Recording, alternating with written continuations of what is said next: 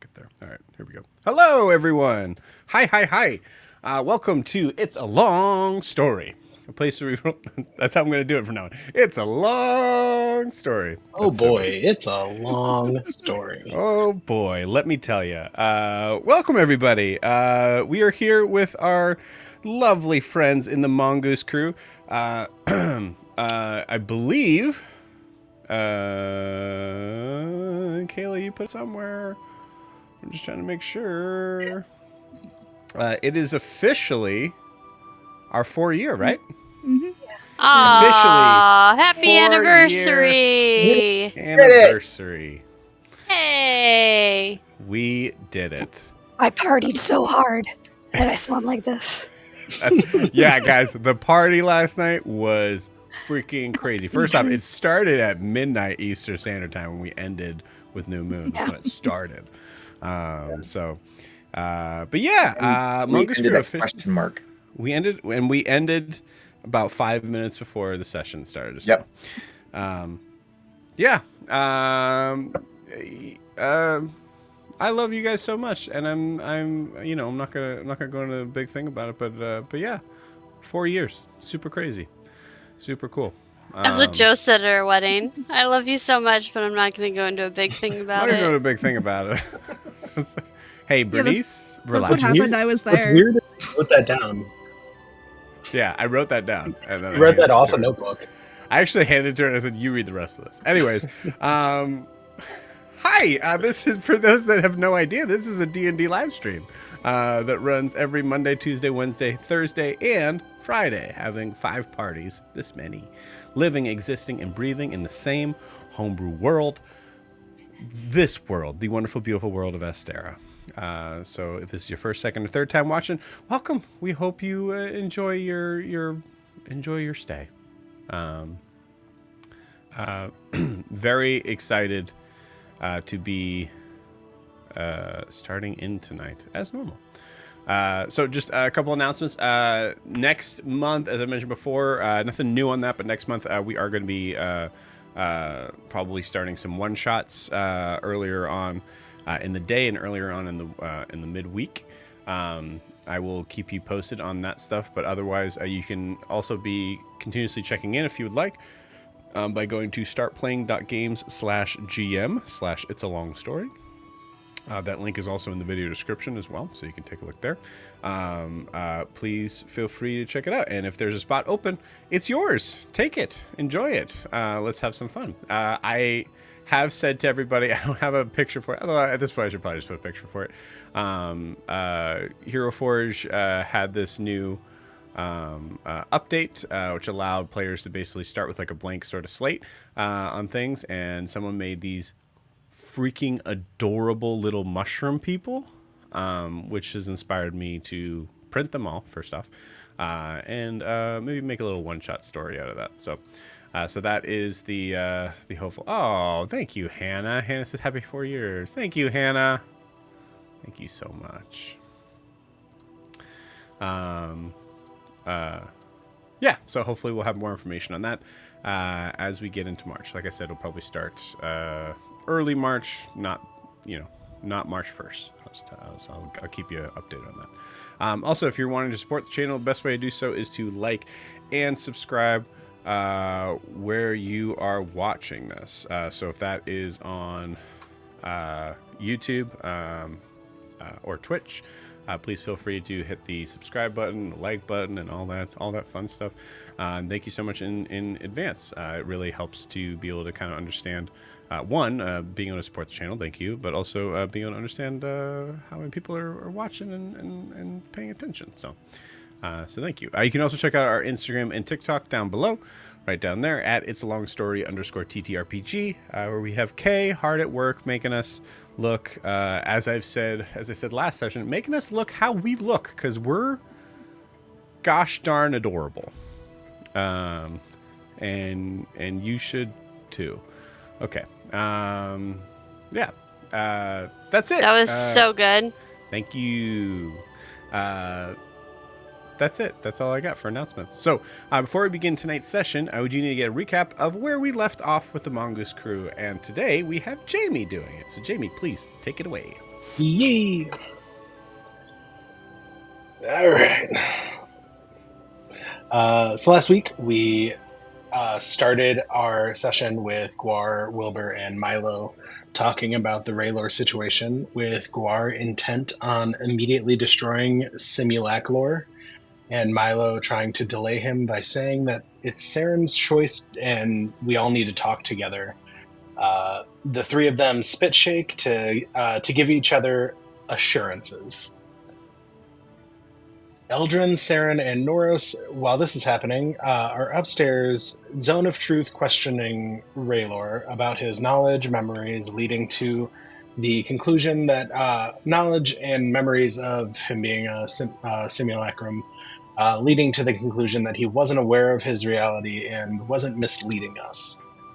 The party reconvenes in the. I have a question mark because I don't know the like layout of this of Marvin, but I said kitchen table to talk the situation out, leaving Noros to babysit Raylor upstairs. Guar opens up about his history with simulacra and betrayal, and but he's mostly distant. And while he's talking to Celeste, the Mongoose do not come to an immediate agreement on whether or not to kill Simulaclor, but agree to have Eldrin take him out if he does become a liability. During the conversation, Broomhilda is alerted to a commotion upstairs. Saren reaches Raylor first and finds Huxley in the room attacking him, leaving him quite wounded and leaking a lot of water. Milo chases Huxley out the window and beats him up a bit to try and get some answers. The rest of the group tries unsuccessfully to heal Raylor until Wilbur freezes or uses. I couldn't remember the name of the spell. I think it was aquatic rejuvenation. Aquatic rejuvenation. Yeah. To stabilize him, and and then Saren, in a fit of rage and adrenaline, carries Raylor up over to Broomhilda's room. As Milo is confronting Huxley about being tortured and complicated, he takes off like the fuckboy he is, leaving Milo alone in the woods and outside of Marvin. The fuckboy he is. Over. Hell yeah. Guys, I told you it's rated G today. Yeah, we get one fuck. Fuck Oh, off. fuck. Wait, oh no. Wait, fuck, shit. I'm gonna Shit, need at least busted. 5 more. Let's fucking go, Kayla. Let's fucking go. Hell yeah. Beautiful. Awesome. Thank you so much, Jimmy. Yeah, anything else to add, friends? Also, I guess it should be stated, Lorian has a little bit of a cold, or not a cold, sorry, a heavy throat stuff. And It started as a cold. Say that better. And it's not the least bit funny. Hold on. That's pretty funny. It started as a cold. So you were right. And then it turned into like this. And now it's Ooh, this yeah. is your life now. This is my life now. Oh, and we love you. We hope you get better. We're very, very thankful that you're still here. So, yeah. With that, So, anything to add? No, that was perfect. Pause for time. That's great. Perfect. Awesome. Thank you, Jamie. Also, you get that point of inspiration. Cool. So I think there is nothing else to say. Except, do you guys want to play some D&D? Yes. I'm ready for the D. And I'm ready for And the other D. D. I'm ready for the and. We have disappointed Joe for 4 years now. Ooh. Or we've just spent 4 years Going. systematically making Joe uncomfortable. I don't know which. Yes. Yeah. No, it's definitely the latter for sure. Cool. Well, with that, let's go to Fantasyland. Here we go. Whee! Boo, boo, boo.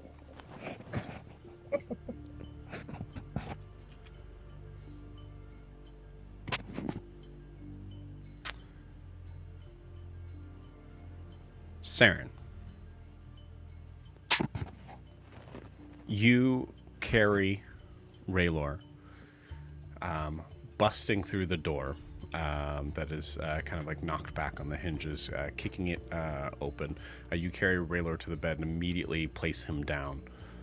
You see Brumhilda behind you, moving over to this desk where there's a bunch of potted plants and vials, and you see her kind of rummaging through and moving as quick as she can. But she looks nervous. It's actually a certain point. I rolled a nat 1, so there's a certain point where she knocks over a potted plant. There are other figures that are probably coming into this room at this point, but Saren, what describes Saren's... Describe Saren in this moment. Feel free to interpret that as you will. She probably has a really frantic look on her face, just like a million emotions and thoughts running through her head at this time.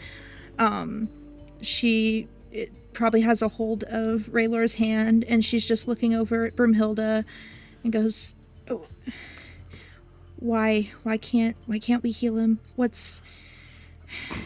It seemed to help before, but now what can we do?"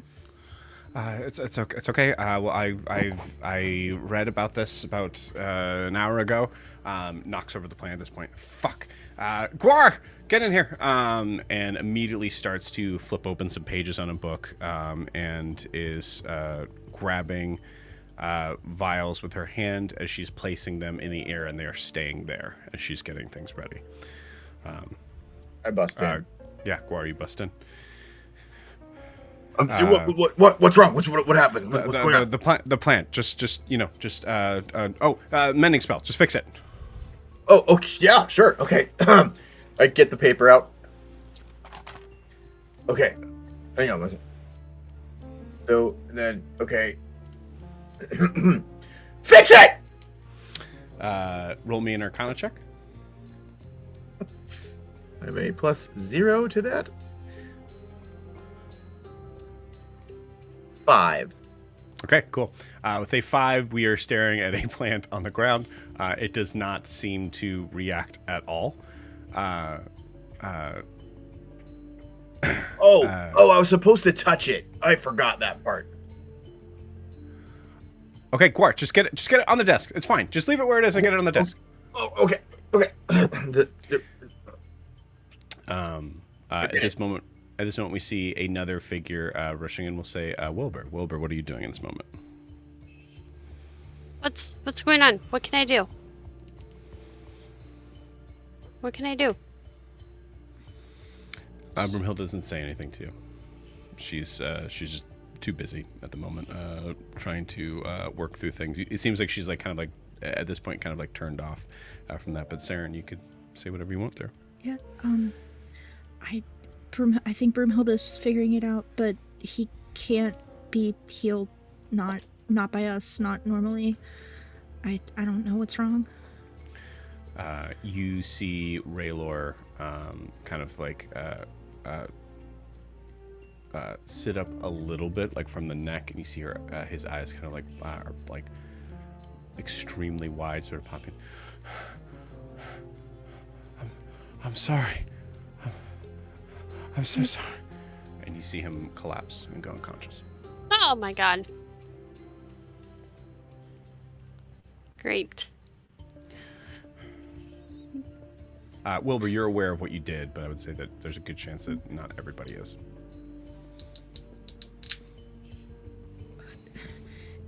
Is there anything we can do? I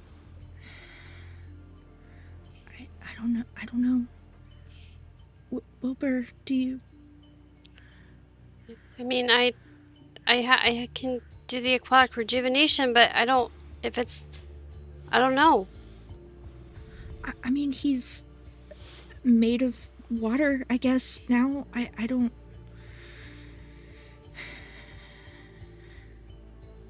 Is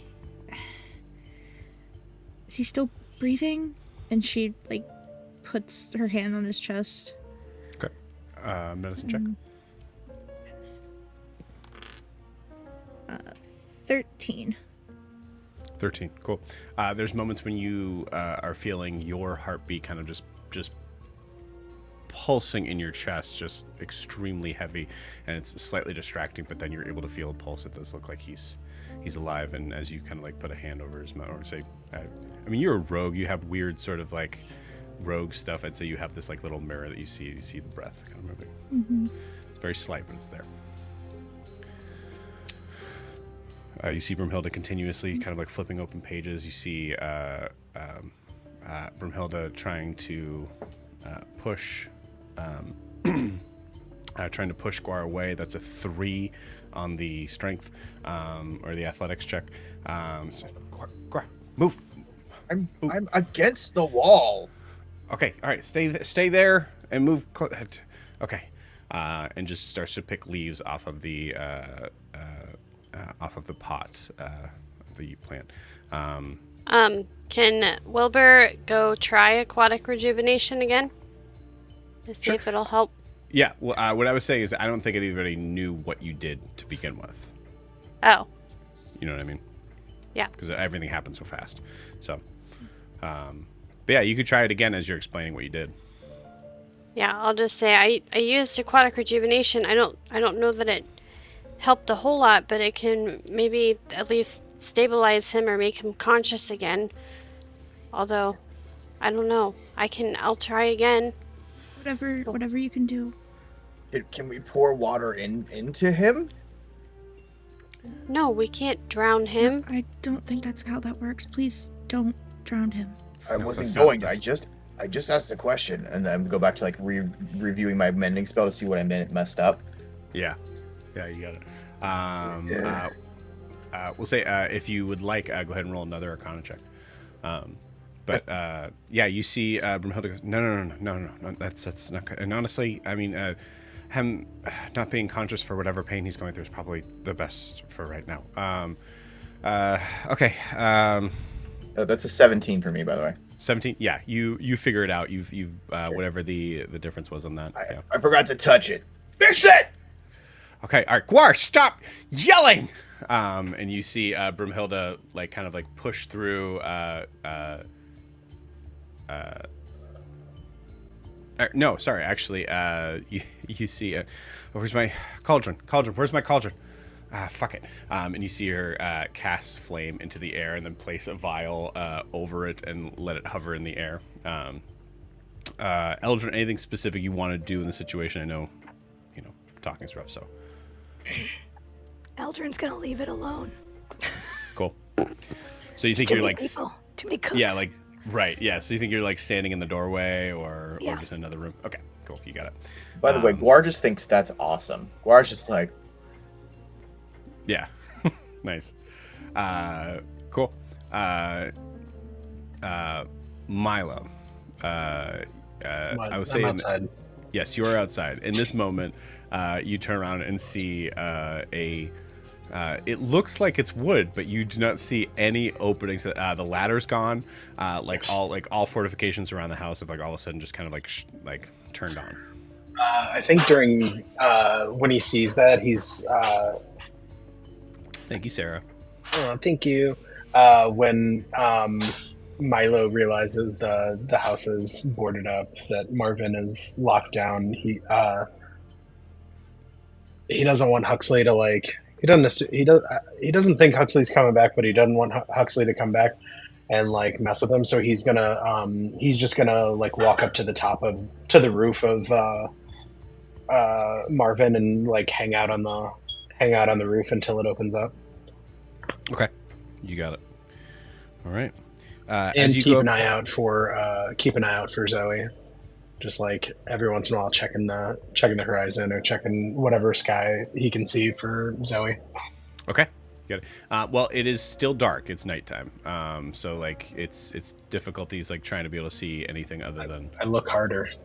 Cool. You look harder. I will say, roll me a d20 first. Doesn't Milo have some kind of thing, goggles or something? Like the night goggle stuff? Yeah. Yeah. All right. Blank D20 is 11.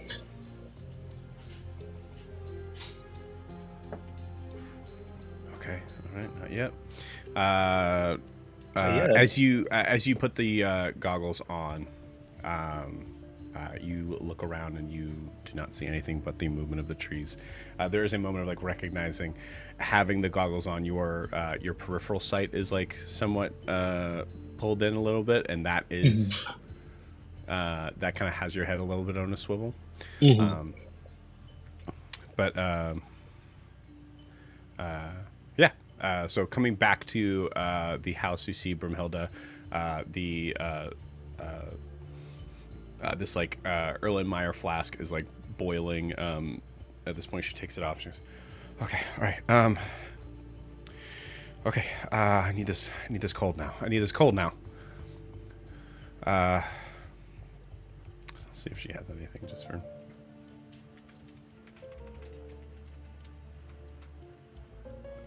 But if anybody has any cold spells. Cold spells? Yeah, spells No. do cold stuff. Milo could help, but he's upstairs. I've got Even 4. further upstairs. Okay, that's funny. She does not have. Ooh, I could try some shenanigans. Yeah, go for it. I could cast Armor of Agathis on him. You could cast Armor of Agathis on yourself and just hold it. Honestly. I could. Yeah, because it's supposed to be a self spell. Well, yeah. I think. Yeah, you're right. Yeah. It's yourself. Okay, yeah. I will I'll do that. Cool. I cast Armor of Agathis. Spectral Frost that covers me in my gear. Oh my god. Okay, great. Yeah. Hold this. Do not drop it. I won't, because I can't, because it'll be frosted to me.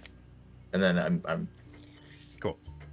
Yeah, you do that, and then just, Brimhilda has a moment of like, okay, all right, takes things out of the air, puts them away. He's Mr. White Christmas. He's Mr. Snow. Okay, all right. Brimhilda, I don't know what else you need, but I have a. I mean, it's not much, but it's an herbalism kit. Yeah, can you give me just all of the ingredients of that? Not right now, but it's we'll probably need that maybe later, just in case. Supplies are limited as it is right now. And you see here just like kind of counting.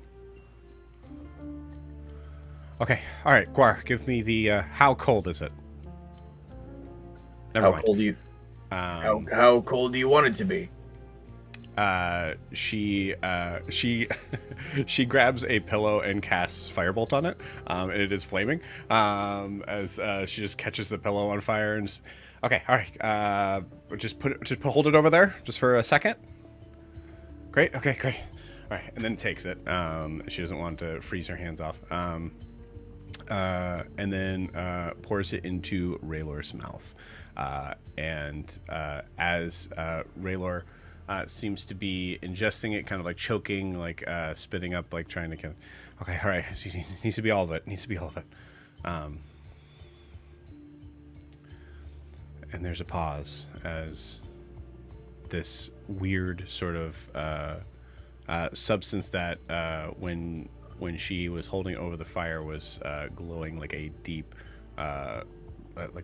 actually not even glowing, like a deep viscous green, but has now kind of has now transformed in Guar's hands into this very bright blue. As the substance is poured, everybody stands and waits.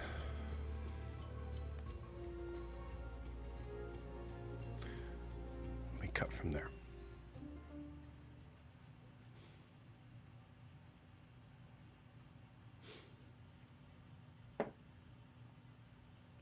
Milo.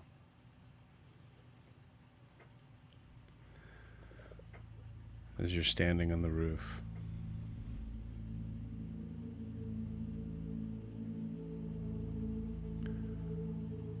you hear the sound.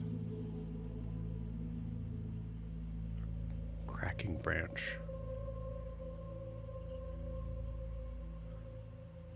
north of the hut.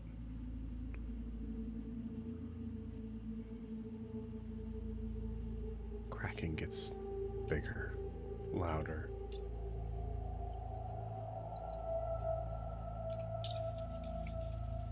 You notice a tree about 70 feet off. The tree top of it starts to lean one way. And then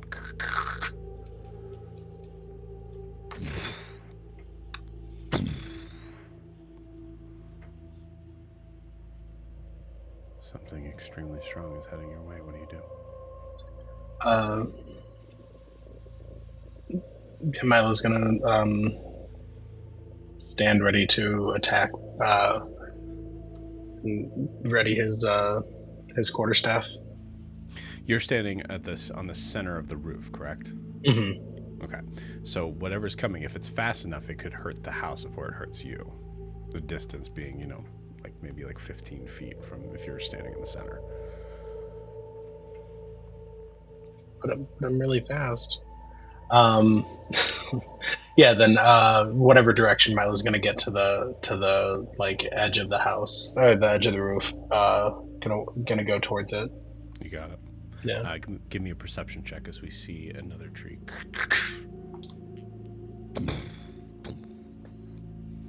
What's math? It's a higher DC for the rest of you, but the rest of you go ahead and roll me a perception check as well. The dirty 20. Okay. 22. 24. Okay. 24.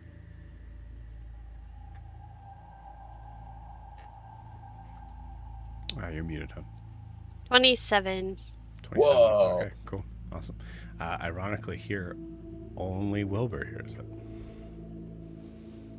As in the space of the hubbub of this would be difficult, and it's also inside, and it's fortified down. I'd say Wilbur, like your tremor sense, kind of like is able to kind of help out a little bit with this, as you hear something massive hit the ground.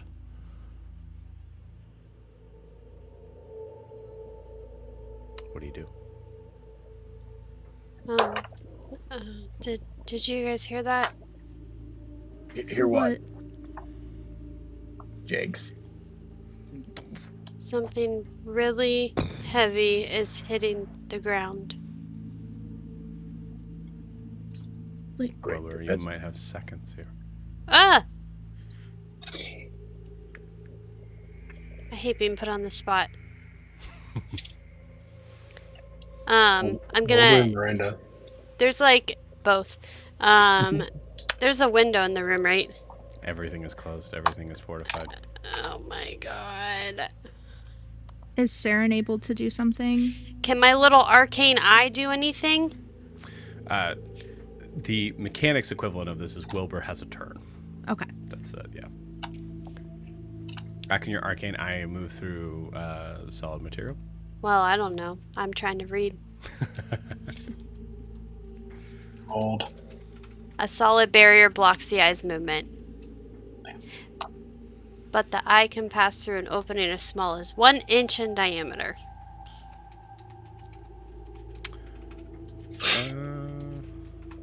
I'll give that to you. Yeah, I'll say There's like, a little crack, it right? takes a second, but you find that like sort of spot there. Yeah, absolutely.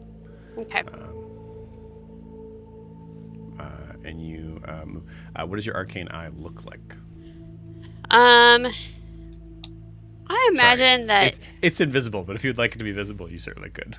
Yeah, no. I imagine that it's visible to me, and it's just this creepy little eyeball that looks similar to Wilbur's eye, but like blue. Okay. So like ice blue. Yeah, that bright electric sort of like blue. Cool. Optic nerve or no? No, gross. Like a little tadpole flying through the air. Gross. Ugh. No, it Gross. looks like It's I don't want it to look like a normal wombat eyeball.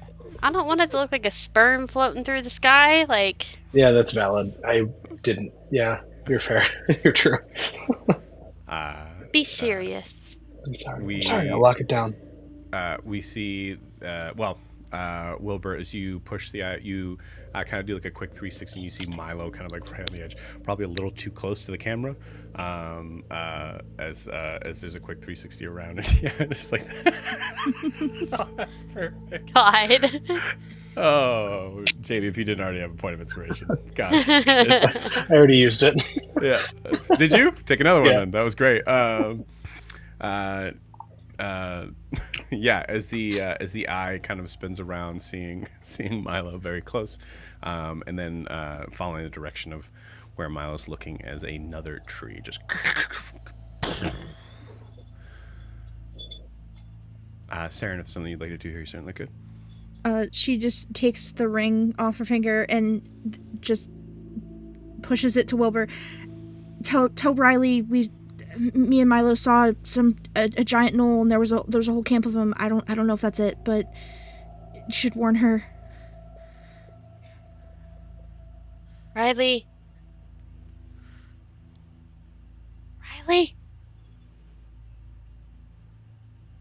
I think it's a sending spell. Right? It's just, yeah, it's a 25 word sending spell. 23 left. Riley, there's gnolls. There's a lot of gnolls. Fire, please.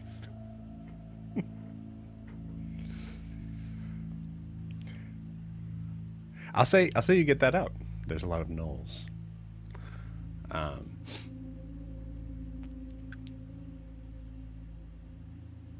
Milo.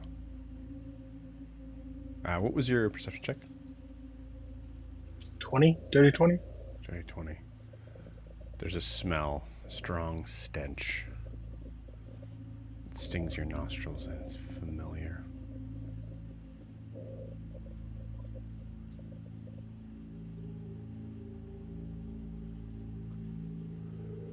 Movement stops.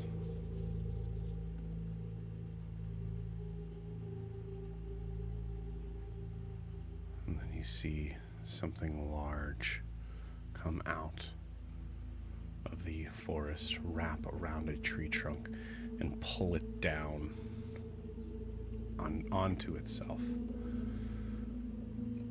As you see a giant primordial crab. Milo's immediately jumping off the roof to land on the shell. You got it.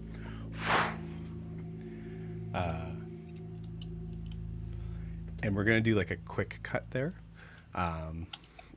to fading back into moments later.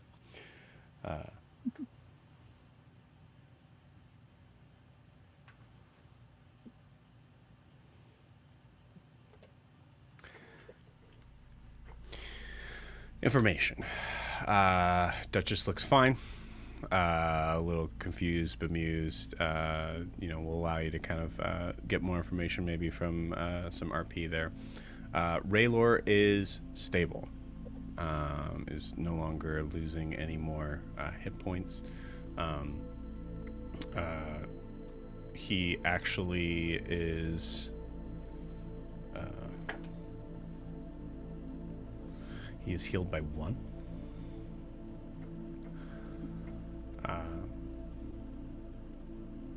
But Broomhilda is in the room and has taken Wilbur's herbalism kit and is already trying to make some more cure. It's one of those things also that's going to be taking time as well, but seems to be stable.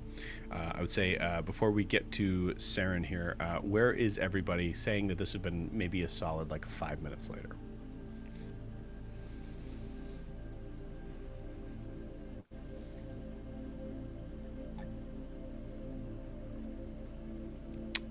Guar, where are you? I'm with Broomhilda. I think probably just trying to, gas her up a little bit. Like, you did a really good job. Like, I know you were really stressed out, and I understand why you yelled at me. And I'll just RP it. I know that you. Yeah, that's fine. You were taking charge, and I was just trying my best to stay out of the way and help where I could. But man, it's so great to watch you work. You're so good at this. I'm so proud of you. she, her focus level is, she does not seem to be giving you the time of day right now. You are not entirely sure whether or not that's a focus level thing or something's wrong. But that's where you are, in that room.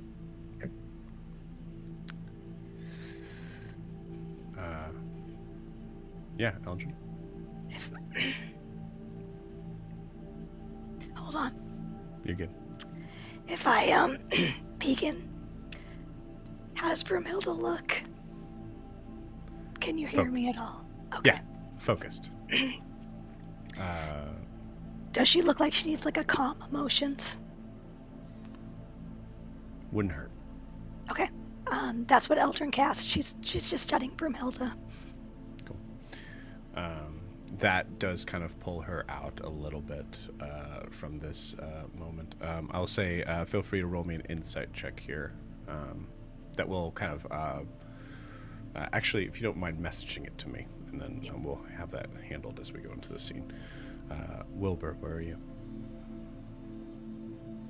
I think Wilbur's just kind of staying out of the way in the in like a corner of the room.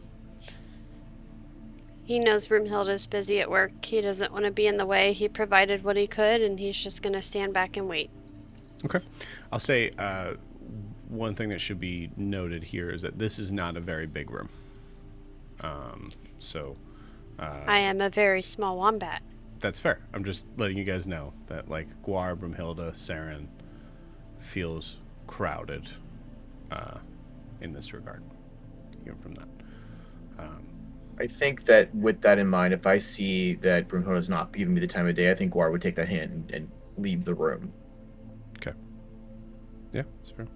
Because I'm the biggest one here, so I should probably make it some space. Where do you go? I'm gonna go make some coffee. Okay. For everyone, whether they want it or not. Got it. Milo. Actually, real quick, Wilbur, did you let the group know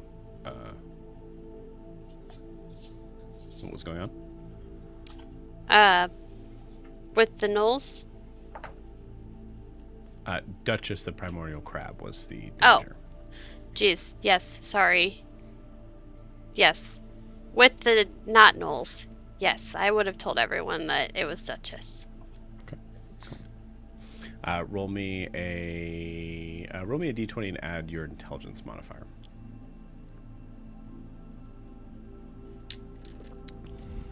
Rude that my intelligence is a 0. 13. 13's enough. You realize that you just told Riley moments ago that there are a lot of gnolls. Do I still have that ring? Yeah. Riley? Disregard. I was given bad information by Saren. There are no gnolls. Luckily, Saren is just not listening to you. Wow, throw her to the bus. Damn. It's Saren's fault. Get away.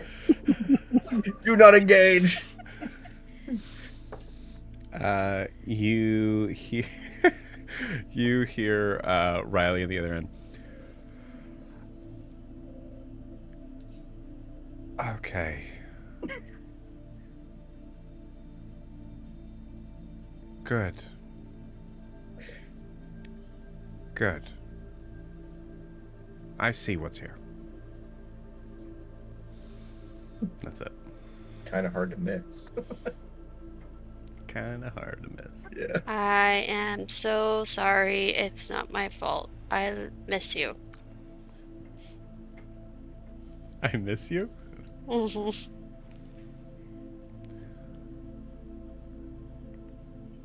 When are you guys heading out again? I don't think Wilbur can respond Yeah, I because that think would be that's the last third Sunday. one. Yeah. Perfect. I knew what she meant.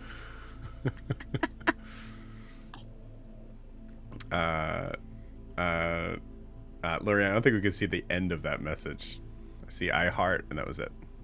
Wilbur, Okay. All right, Wilbur. Cool. Yeah. And then Milo, I imagine you're just catching up with Duchess. Yeah, just hanging out inside the skull, and lots of pets and chatting and hanging out. Okay, cool. I imagine Eldrin and Norris are probably just down like at the table, just kind of like sitting and sort of like waiting.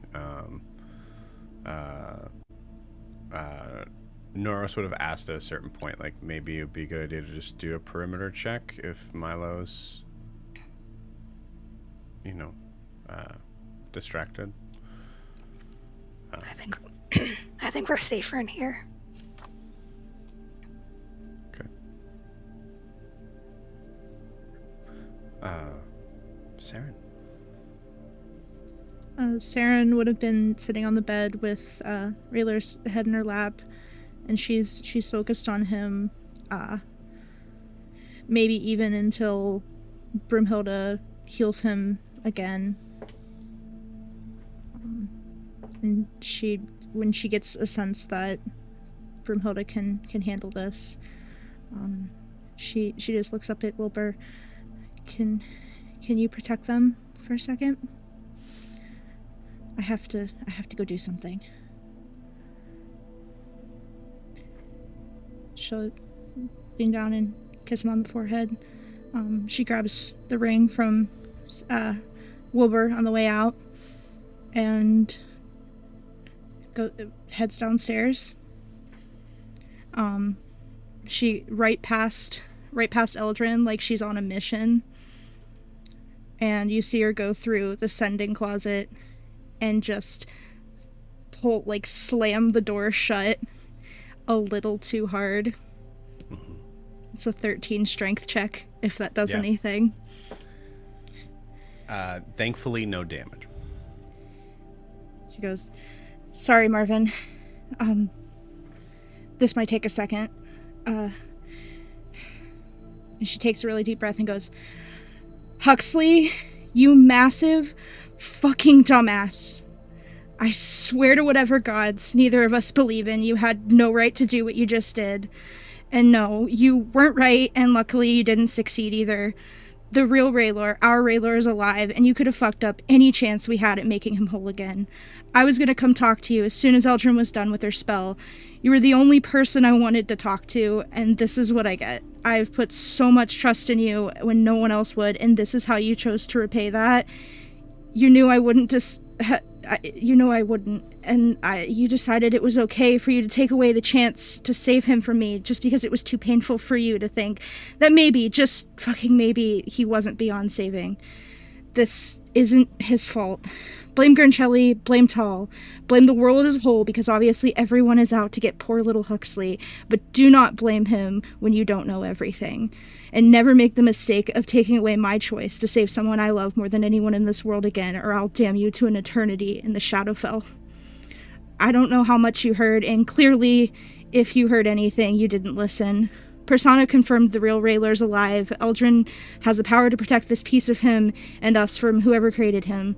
Judging by this one's memories, we're nearly certain that my Raylor and yours are both the real Raylor. This copy, this piece of his soul, its physical form truly has no memory until he arrived at the mountains. You can be mad all you want at the Raylor that left you and whatever fight you two had, but this one has no memory of it. If his apologies fell short, now you know why. And furthermore, he didn't know it was a simulacrum. He had no idea what was going on, just that he had gaps in his memory with no clue what was wrong. Can you imagine how that would feel? Probably not. You're too caught up in your own misery to have empathy for once. I'd threaten to kill you, but I don't think that's too far off to assume that's what you would want. I've known Raylor for longer than an entire lifetime for you, long enough to know that he falls fast and loves hard, but doesn't place his loyalties lightly. One of the only things keeping me from wanting to hunt you down and slit your throat right now is knowing that for whatever reason, at a time in his life when he was vulnerable, lost, and hurting, he chose you. I trust him, and I won't make a rash decision that would take away his chance to see you again, because I'm not a massive fucking asshole. He chose you, put his trust in you, and your repayment of that trust was to try and destroy the only lead in getting him back and saving his life and stitching his soul back together. Now, for fuck's sake, Get back here and face your hurt for once instead of running away again. I know I'm the stupidest person on this plane for wanting to give you another chance, but I've never placed my loyalties lightly either, and I hate being wrong. Being alone hasn't gone well for you yet, has it? And you seem to think you haven't done well in groups either, but have you really given that a chance? You have to stop running away as soon as something starts to go wrong. I've fought so hard to try and show you, and obviously I've failed to make you see that having people around you, friends around you that you can count on to get through the chaos of the world together is more valuable than anything. I trusted you because Raylor did. I tried to see past your frankly shit personality, and I truly believed you were deserving of trust, respect, love, and friendship. I still do. Somewhere under that rough, I hate the world exterior, you do have a heart, even if it's broken right now. I can't force you to come back and face your problems. You can keep running forever if you must, but just this once, can you not be a coward and take a chance at repairing it? And then she just and sits there in silence for 5-10 minutes, however long it takes.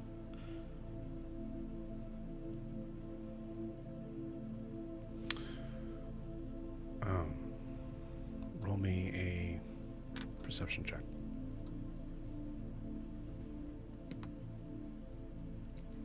22.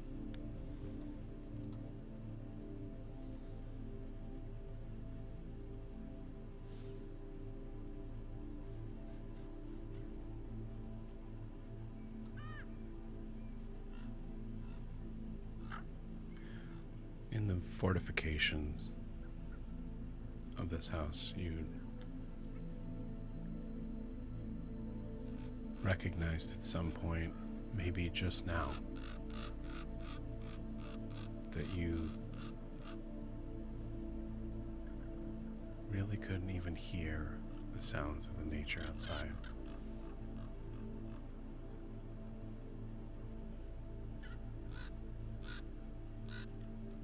So when you hear it now,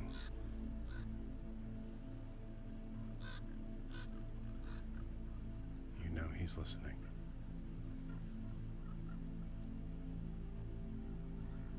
Give me a persuasion check.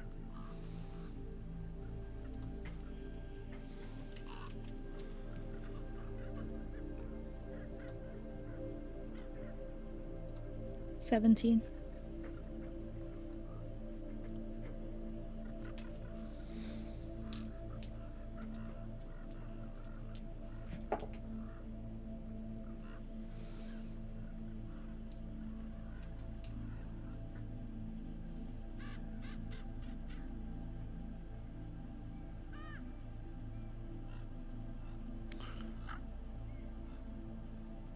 Marvin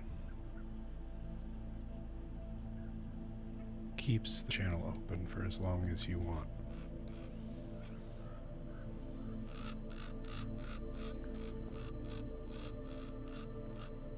Seconds go by. A minute.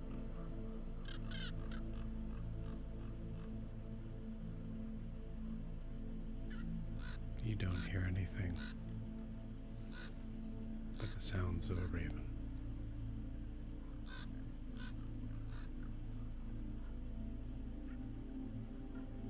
To you it sounds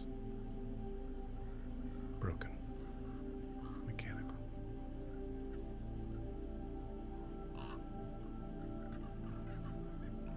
How long do you sit and wait?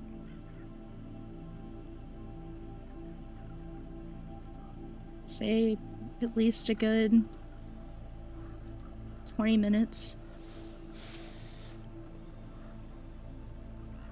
And after that amount of time, she would pull out a journal out of her bag, and she takes out her phoenix feather quill and writes in it to Huxley, "I won't give up on you." And puts it back in her bag and walks out the door.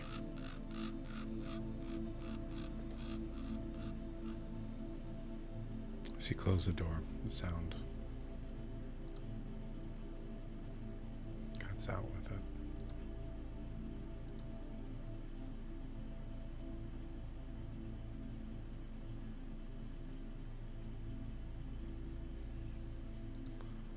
And assuming Milo spends the night outside, we will end the day there. You're muted. Before we do, could I walk out with a bunch of coffees? Yeah. I have like just a comical amount of coffees in my hands as she walks out. I set them all down on the whatever the table is right there, and I extend one to Saren. She takes it and then just downs the whole thing and hands the cup back to Gwar. I take it and I give her another one. I prefer tea, but thank you. She sips the second. When Saren sits down, Eldrin looks at Noros and says, "It's definitely not soundproof like we thought it was." I don't know if you can hear me. You're loud and clear. Okay. I sit down next to Saren, or I guess across from Saren, with my own cup.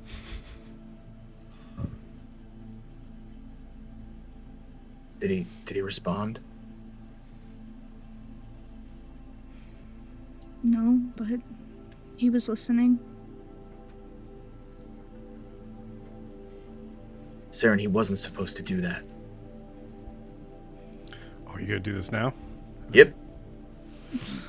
Okay. He wasn't supposed to do that.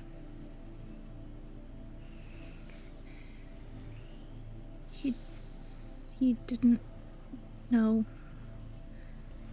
But he didn't have the right to take that choice from me. You're right.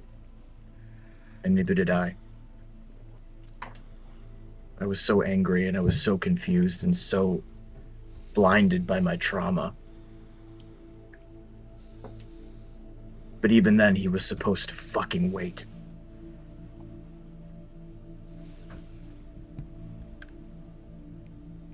He was supposed to wait.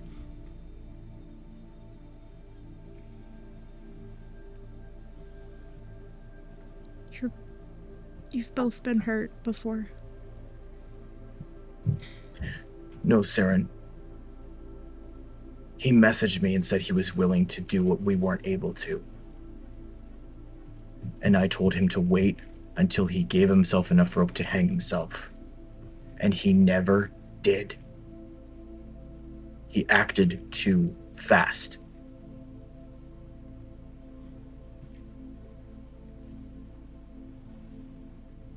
He surrendered. We made a deal. I gave people assurances that I would do nothing. And I meant it. I didn't think he would act so fast.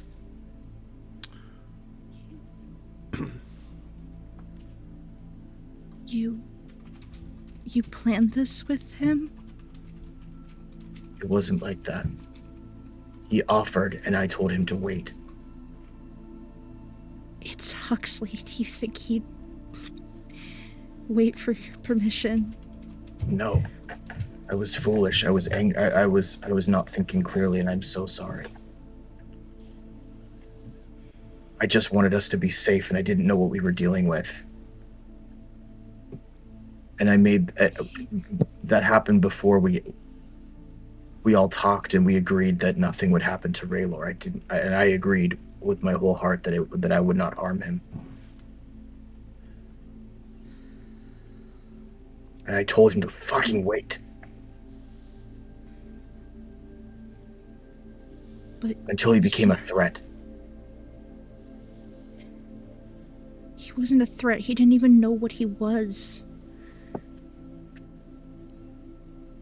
And hurting him could hurt the actual Raylor.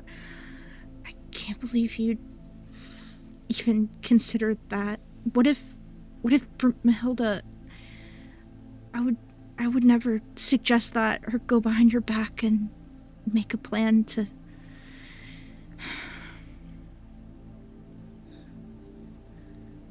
I'm gonna go see how he's doing. Okay. Gwar and Saren, this very moment. Roll me a perception check.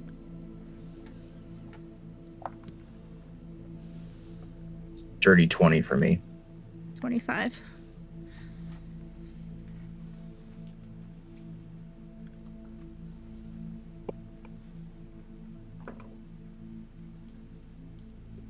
It's a 6. As you hear a door upstairs slowly shut.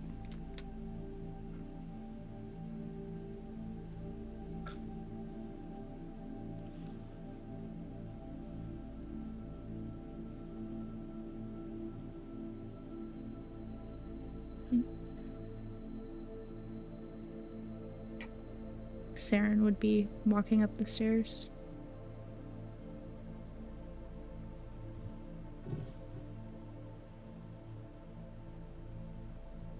And Gwar would just be sitting there thinking of ways he could atone. Okay.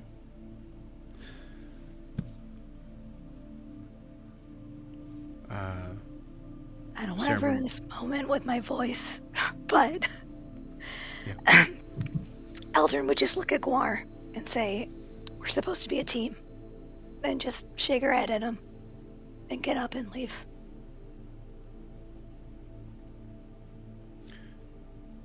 You see Nora's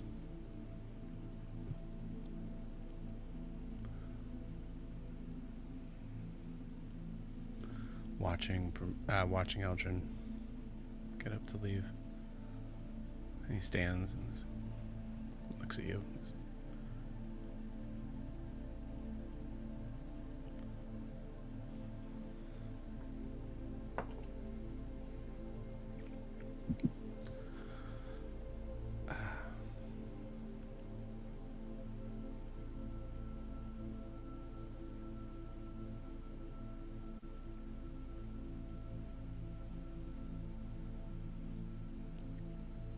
Give him time.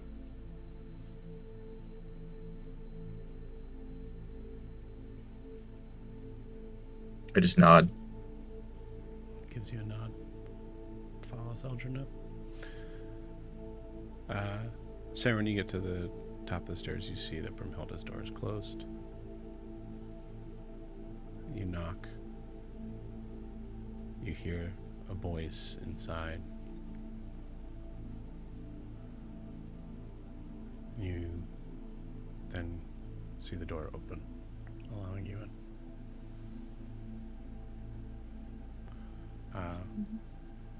Brimhilda is back at her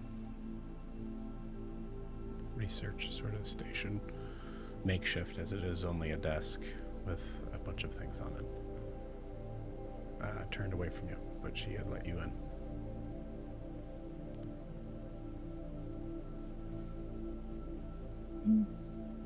She goes over to the bed that Raylor's on and just sits at the end of it and probably pulls her knees up to her chest and just sits there in silence.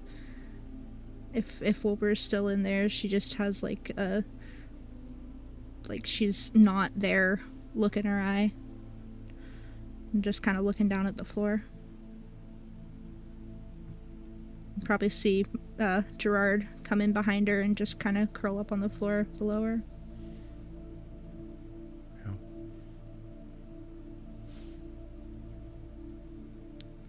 I think that's how we will end the evening.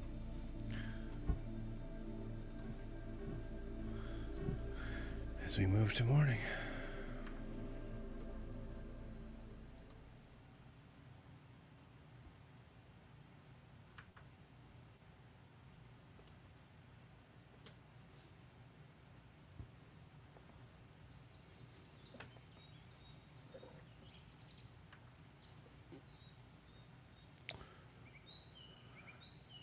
As you all wake up in your various points, we'll say we'll take a moment and come to Milo.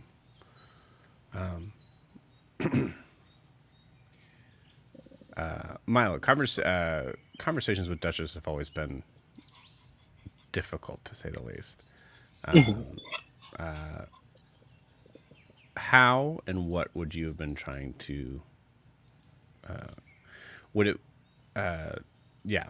How would that have conversation have gone? Like, were you trying to glean any sort of information, that sort of thing? Do primordial crabs have a language between themselves? They do not. They do not. Okay. They do seem to understand primordial.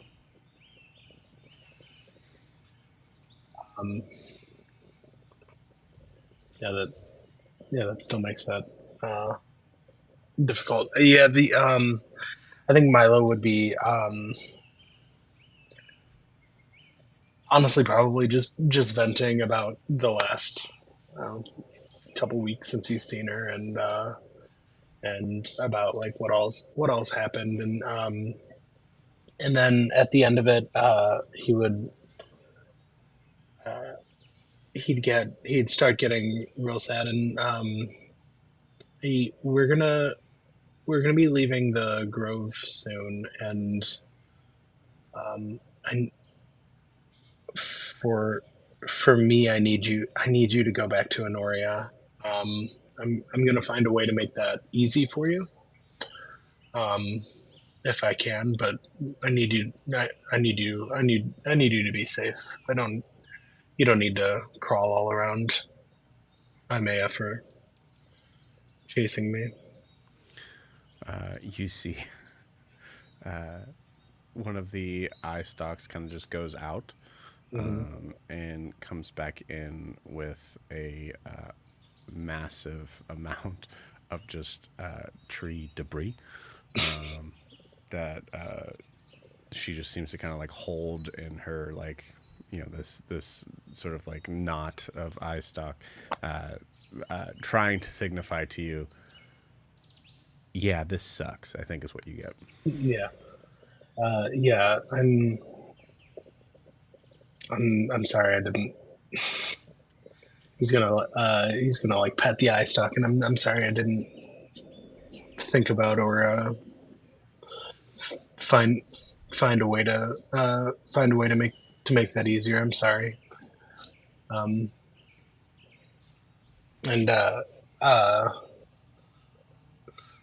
as he's talking, he's but we've got a little bit of time before we leave, so I'm so glad to hang out with you again. And he's gonna look around and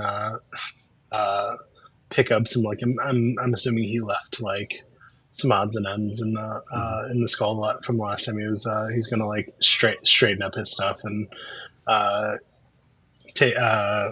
like check on the how are the eggs doing? Have they progressed at all? The eggs themselves have not progressed at all, but you do see that there are 4 more.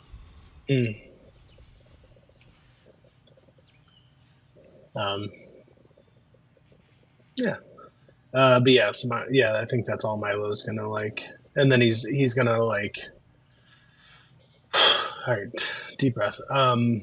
Cool. We have some time to hang out. We have some fun time for now. So he's gonna like climb out on top and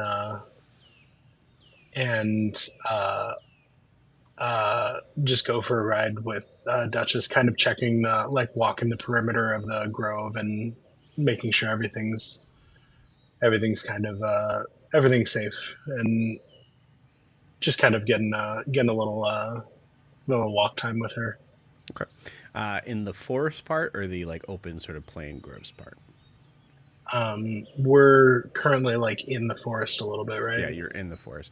You're like a solid, I would say you're at least like a half mile outside of the grove itself. Oh, okay. And it's pretty tight. Yeah, Milo's probably not gonna knock down any more trees. Yeah, I mean, there is there's a path she came up. Significant. Yeah. There's a path she came up. There is a significant amount of trees that are missing around you. So from building. So doing like a short perimeter. Yeah, I think Milo and Duchess are gonna like walk the perimeter and maybe like walk up the path she came, and can he see, like, Is it like when there are power lines through a forest where you can just see for like a mile and a half? Uh, yeah, it's she she was trying to be careful for most of the journey, but you can definitely tell like this last sort of like leg was pretty rough. So yeah, you do see there's like an expanse of trees that are missing that you clearly see a path leading up there. Yeah, yeah. So I think Milo's gonna like uh, walk up that way, and is that like in the direction of the knolls, or is that in It's a north. this She north? Okay. she came south, so her journey that I mapped out was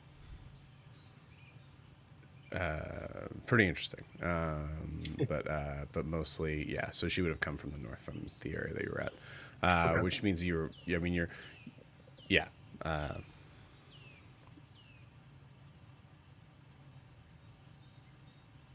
Yeah. Cool. So I'm going to say, as you're doing like a quick sort of perimeter around the house first, and then kind of heading up, all of you wake up to that. Yes. Not only from like how close the perimeter is, but I would say that as you all awaken, you also notice that the barricades have come up as well. So you see that there's open windows, there's trees, and I would like to start with someone in Brumhilda's room. So Wilbur or Saren, it's up to you.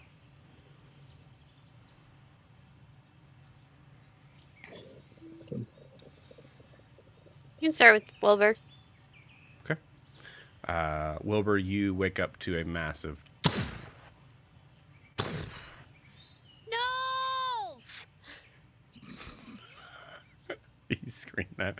You see Brumhilda just kind of like jump up, as her back is facing away from. What? I heard him. No, and like kind of points out the window, and I'll say that you see just like this top sort of part of what looks to be a giant skull passing by the window. Literally a giant skull, a giant's skull, but just like the top part, as you guys are pretty high up.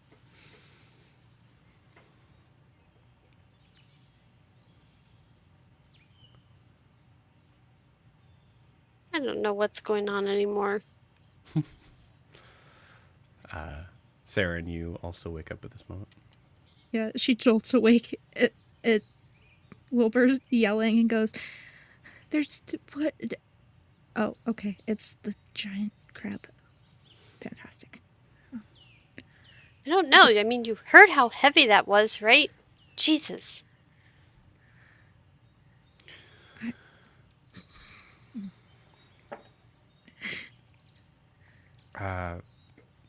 Brumhilda comes up to you, or Brumhilda actually just turns in her seat, just looking at you. You can see very like tired circles around her eyes. I was able to administer one more.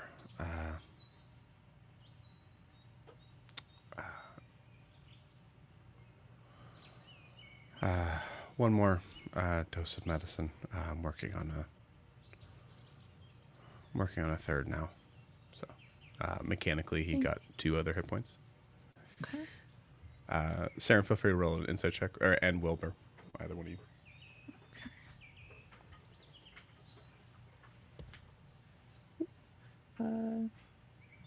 30?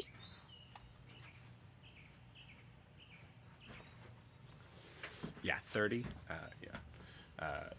She didn't sleep. She's exhausted. Thank you, Brumhilda. Both mechanically and You should take a break.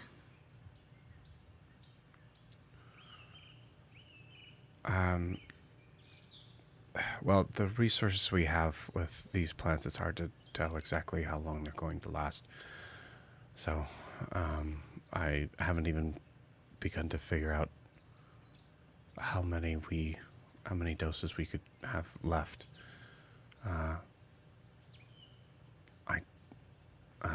Saren, I don't think it's going to be enough to bring him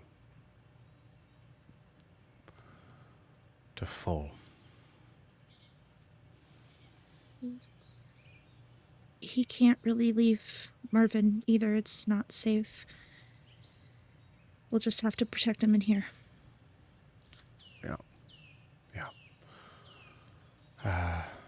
There's other resources I can get to, but I will say that my... that's a weird time to bring this up, but I would need to go away and get it. So I would only be gone for a couple hours, whenever it would be best for the group. I would rather you all not come with me for that. Before that happens, you should get some sleep. Is there anything that any of us can do if you can't stop working? I don't know, Wilbur, or should we go get Eldrin? Does she have anything that can help you stay awake?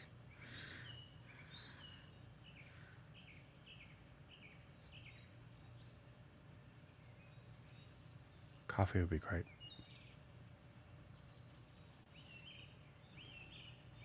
Saren gets a weird look on her face, remembering the night before. Mm-hmm. Yeah, I feel like your throat is still burnt from the... Mm-hmm.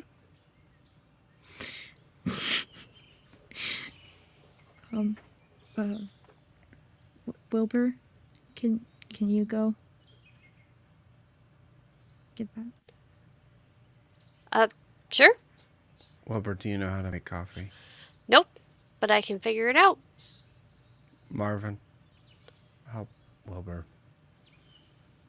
learn how to make coffee. Okay.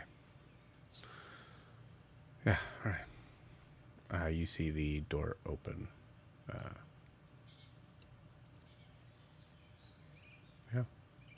Wilbur, you head up. Door closes.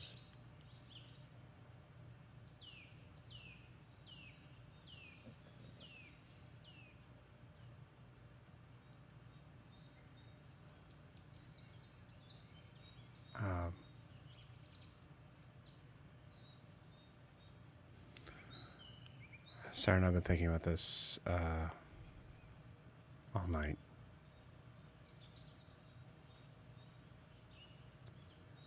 And I don't know what you said to him, but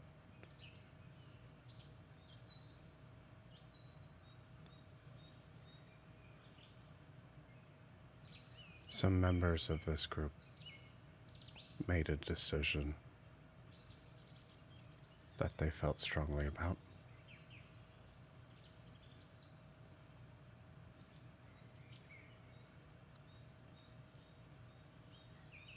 And some of us have feelings on that, so...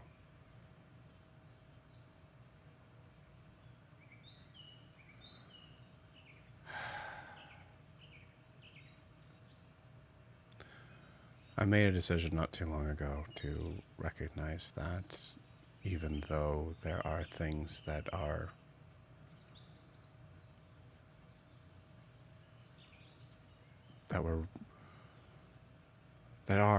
under my ownership technically, that none of it should be considered that if it was for the good of the party. What is mine is ours.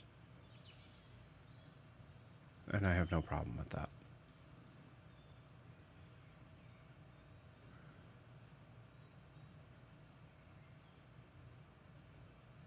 It took me a while to, and I'm still not 100% sure of it.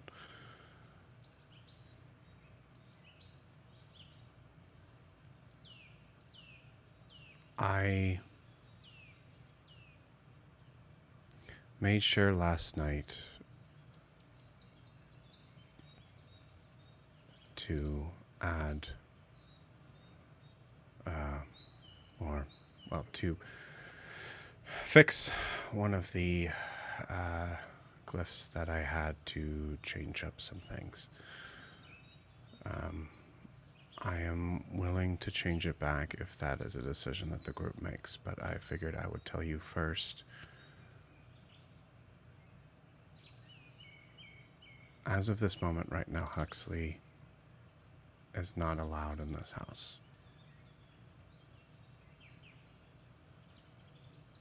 And it's my strong belief that that is something we should keep.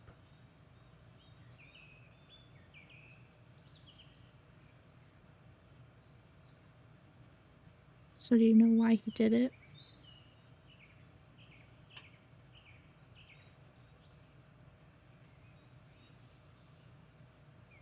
Yes.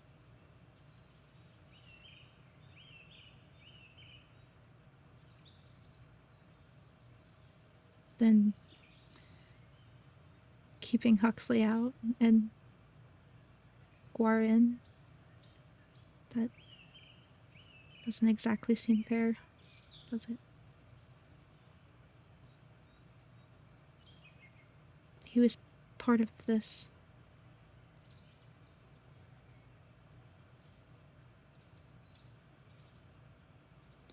I know.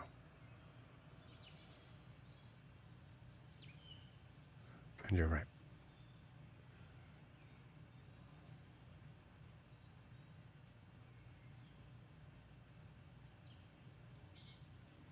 To speak plainly,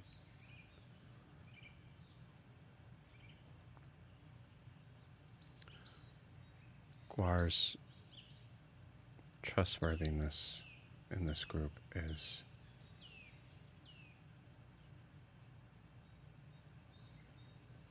worthy to be in question. In my opinion, Huxley's isn't.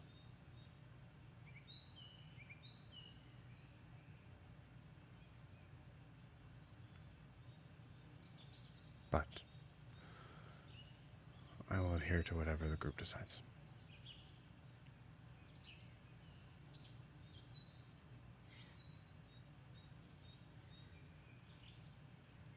I guess for now, I mean, we don't even know where he went. If it mattered to you, I could try to find him.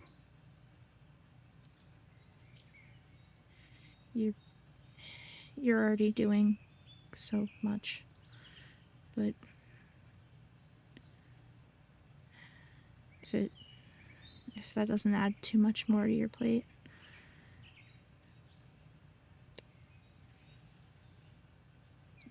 I guess I want to make sure he's okay. I don't know why, but I do.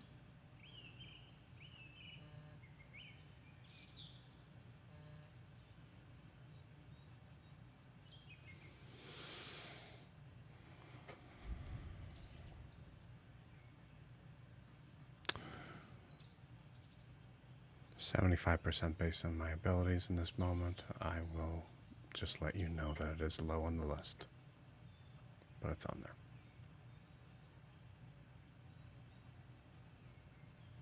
Thank you.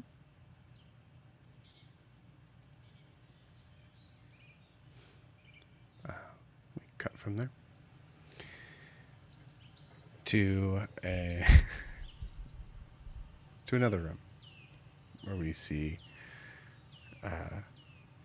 Eldrin shaking Noros's shoulder as he is waking up. You see him immediately kind of put his fists up as he had left his daggers and his weaponry there. To see Eldrin looking at him, having written down a note, fully displayed. What? What? I don't understand. Yeah, no, I see it. I can't talk. Oh my god. I didn't know we could do that. I don't have time for this. So you're gonna have to be my voice today. Okay. Yeah, whatever keeps everyone else from Hearing this, yeah, I know. hearing that. Yeah. What the hell? I don't know, dear. I mean, there's a lot of stuff's been going on, and a lot of, maybe it's the cabin, maybe it's the, maybe you're not a forest person. The nature's kind of caught up to your sinuses. Okay, yep. And we're not laughing about that. Yeah, okay. I will be your voice.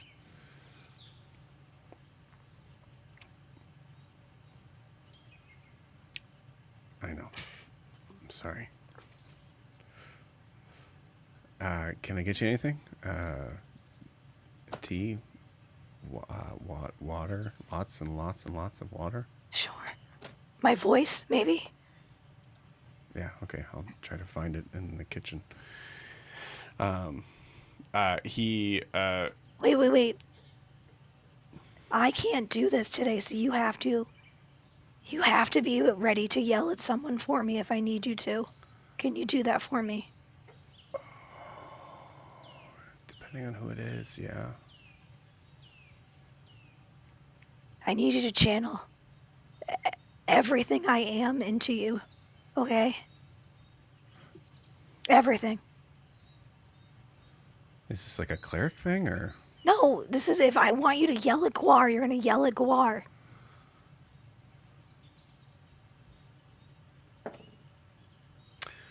Roll me an insight check.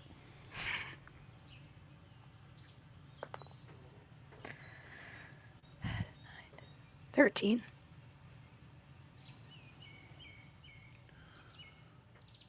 I don't know if that's a good idea right now. I don't think any yelling is gonna help the situation, Maybe we just, well, everyone except for you, talk it out.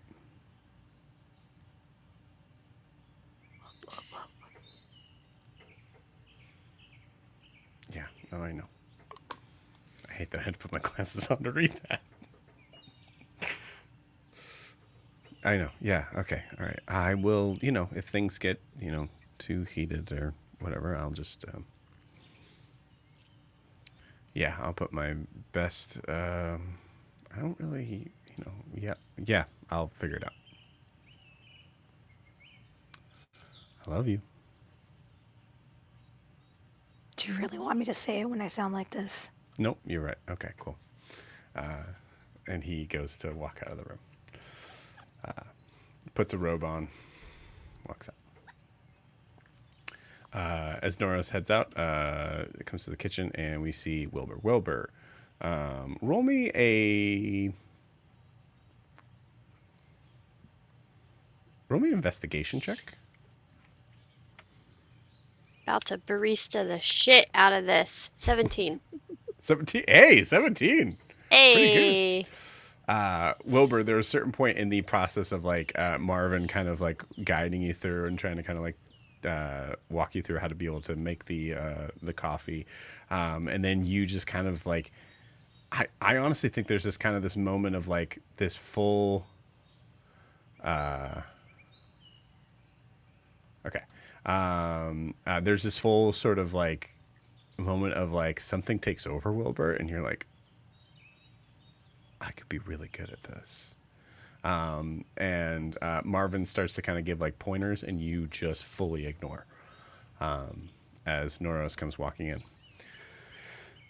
Hey, okay, all right, good. Oh, I'm tied the robe, sorry. Morning. What's on your face? What's Do you on my still have the face? glasses on? No, he doesn't have the glasses on. Joe Come has on. glasses on. Where would he have found glasses? You don't know. Bernice. Maybe he has some. You Keeps them in see, his fanny pack. you see Noros. He has Water- perfect vision. Water refracts light differently, so on land they would need glasses. this is what you see. So handsome. So handsome.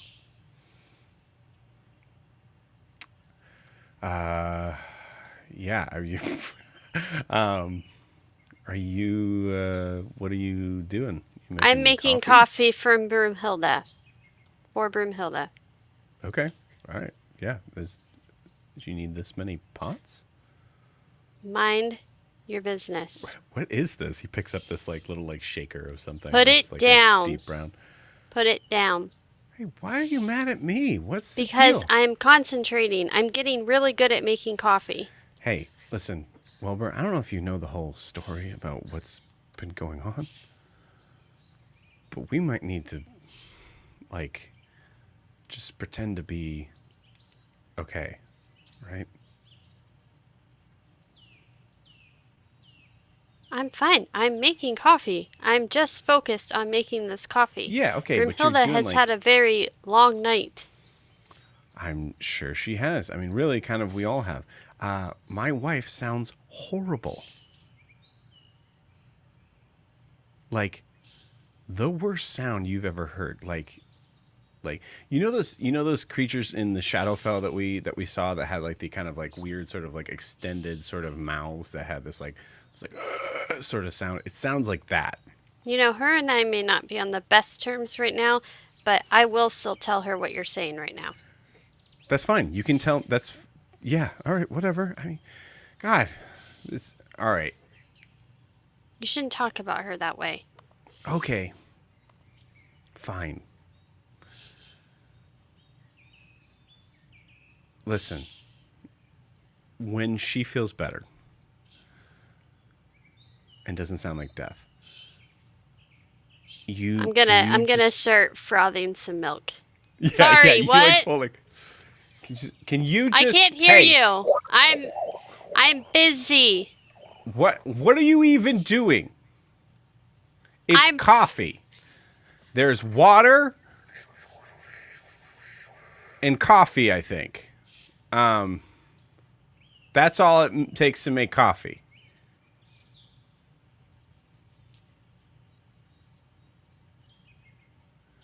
Is it good? Is it done?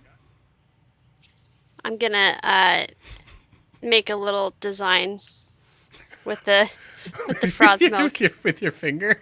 No, with your I'm pouring. I'm pouring it out to make a little fancy design. Okay, are you listening to me? It's a caduceus. Okay. Because she's All right. healing. Yeah, I don't know who or what that is. Listen, seriously, okay? I know we're not like yeah, okay. I don't. You're a necessity, I guess. But. Gee, like, that's the nicest thing anyone's ever said to me. Dude, can you just figure out a way to make up with, Eldrin? Yeah, but I'm busy right now. I'm making coffee. Okay, cool. So you're gonna make up with her. I mean, I'm gonna try. What does that mean? I'm gonna try. What does that mean? You know how she is. I'm gonna try. You see her go. Okay. Yeah. All right. Okay. Cool. Great. Thanks.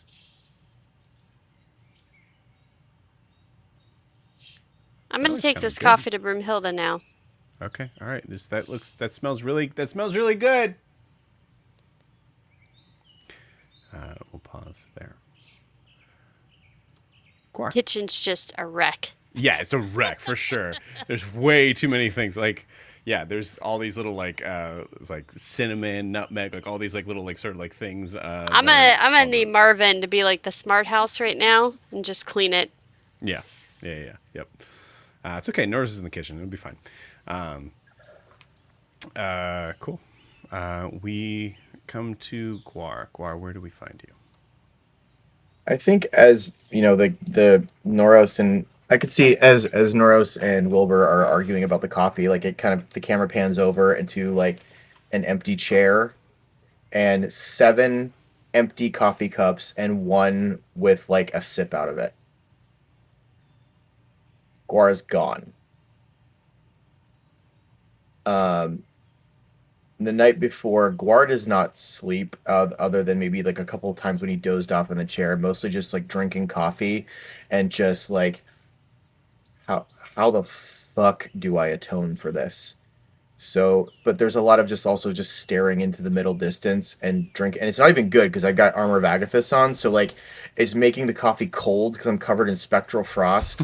So it's like not even like iced coffee. It's like whenever it's just like a little colder than room temperature, just and it's making it taste like shit. But he can't stop drinking it because he's just trying to like he's just trying to do something to feel something. Yeah. And then as the sun comes up, I think, and like the windows come back up and everything, I think Guar would just kind of jolt awake out of a doze and be like, he would leave the house, he'd start walking toward the grove, maybe hanging out with the wombats would cheer him up, but then he was like, no, I don't deserve that. And so he walks into like a secluded area of the forest to just meditate. Okay. And commune with reach out to Bahamut, reach out to Celeste, not to implore for forgiveness or anything like that, but just like just saying I'm sorry and I need to atone. I'm sorry. I will do whatever it takes to make it right. And all the while I think it's like interspersed with like just flashbacks of like the looks on his soldiers' faces when he knows that they're all getting massacred, and the faces of the people that ended up betraying, and just so he's like going back and forth between like traumatic memory, Vietnam flashback, and I'm sorry.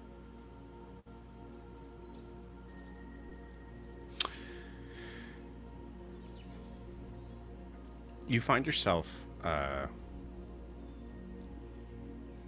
still in the area of the grove, but closer towards the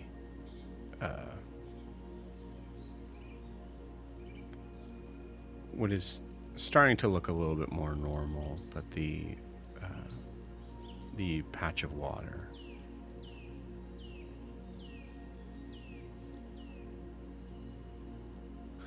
I think as you look down is where you see those images flashing. A reflection of your face, and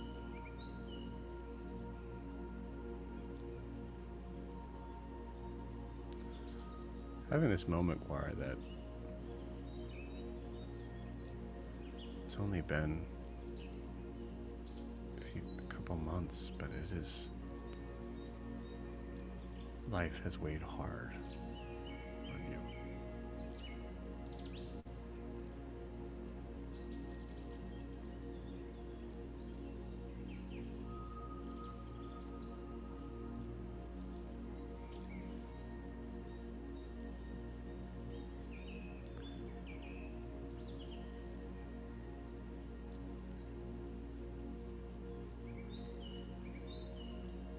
Everyone has a perspective.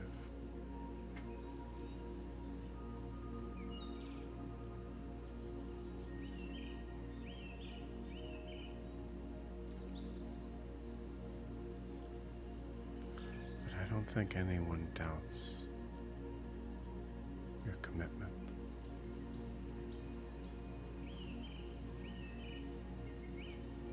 I gambled. And I lost.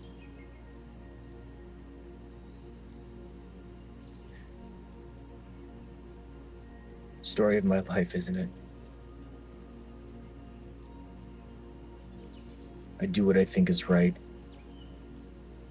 And I just keep fucking hurting people.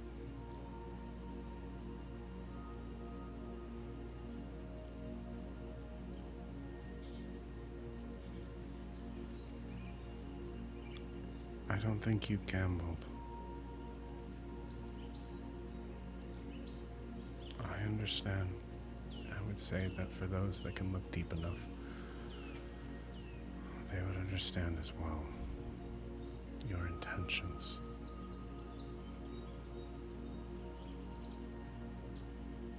Those are not what is bothering them.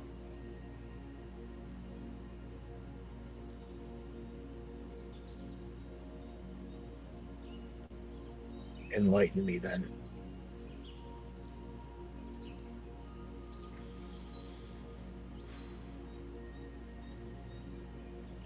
I think the mistake started with them.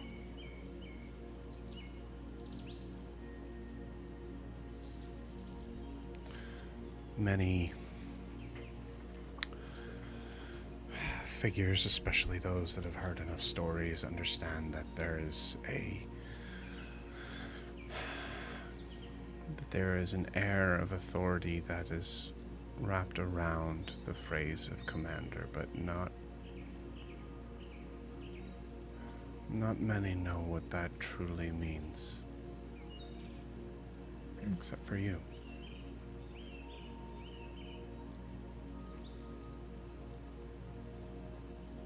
I think it's their fault to be naming you that because they don't understand that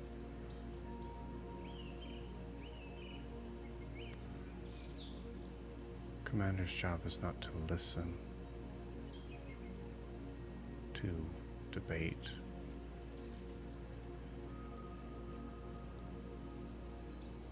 It's to trust that the educated action is what needs to happen, and the swiftness of that action is what you are entrusted with.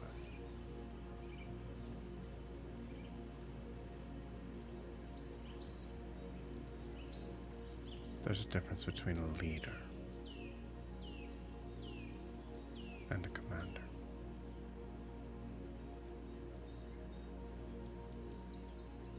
They don't know that.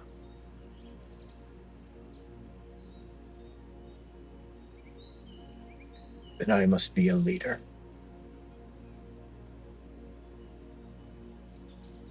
Because they deserve to be listened to.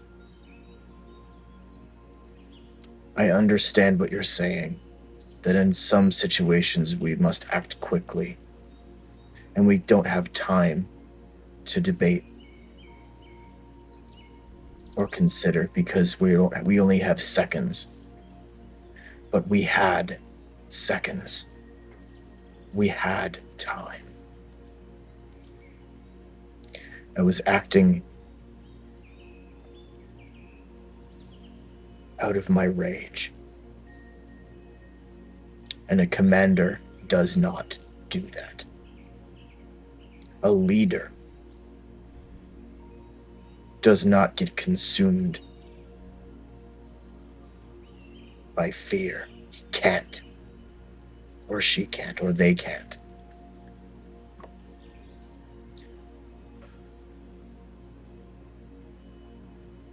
I know that I thought I was making the best decision to protect the group. And of that, I'm not sorry. I am sorry for the pain and the damage that I've caused. And he should have fucking waited. Well, I was foolish to trust him. That is true.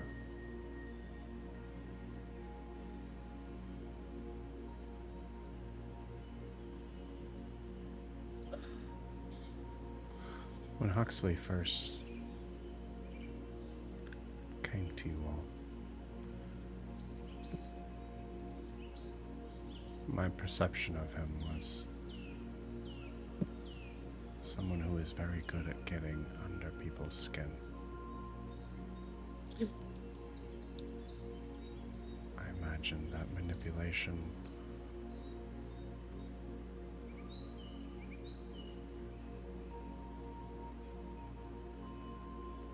comes second nature. I don't know everything, but I imagine he needed that to survive wherever he came from.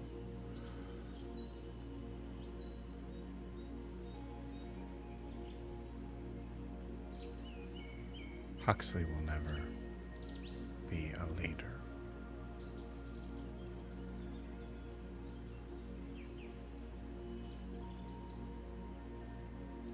He doesn't want to be.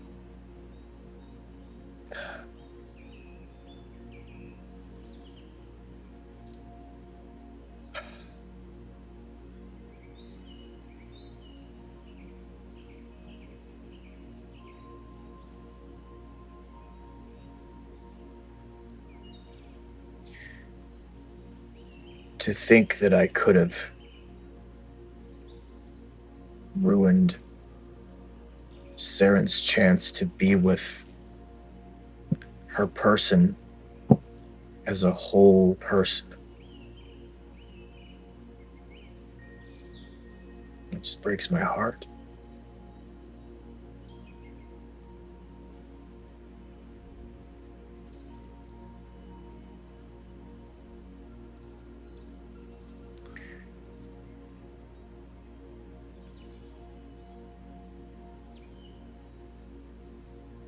I guess in that you did take a gamble. Yeah. We don't know if that for sure would have been a loss.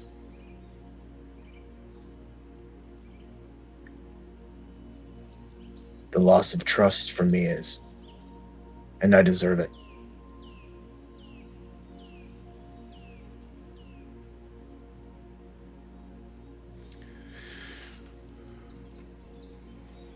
Well,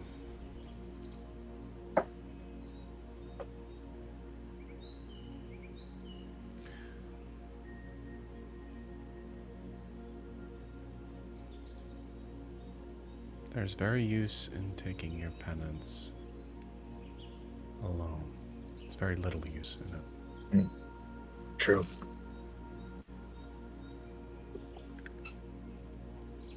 And if you wallow in this, it'll only bring you closer to Huxley, not to them. Celeste, I don't plan on wallowing. That's why I decided to tell Saren immediately.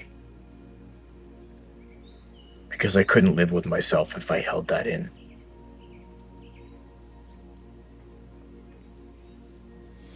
I need to own my responsibility, because that is what a leader does. When I make decisions, if they don't work, I take responsibility for them.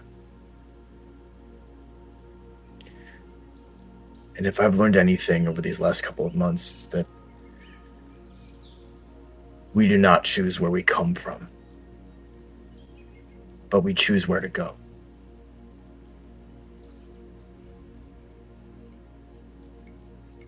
And it's okay to be broken. And it's okay to heal.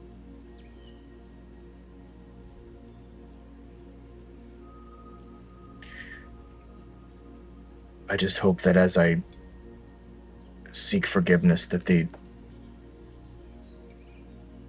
I just hope they accept me again. Tear. Big fat tear down the cheek. Because this is the only family that I've truly known in a long time.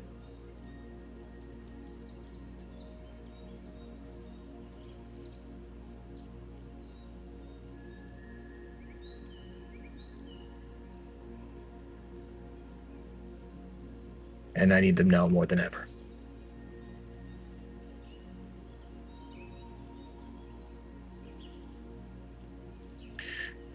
If you get a chance, could you tell Bahamut thank you for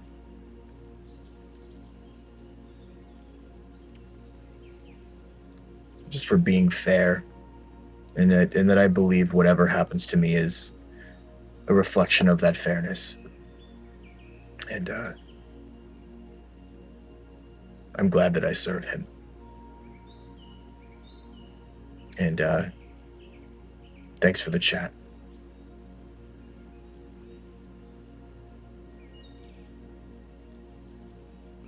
Remember, Guar, as we've said, it's much easier and probably better for you to recognize that instead of serving someone, it's better to look at it as serving something.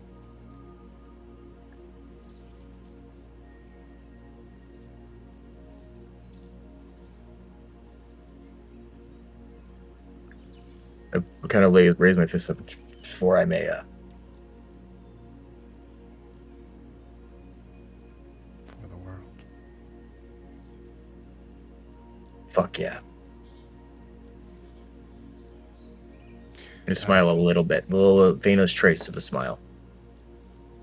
Cool. You see, as you smile, you look up and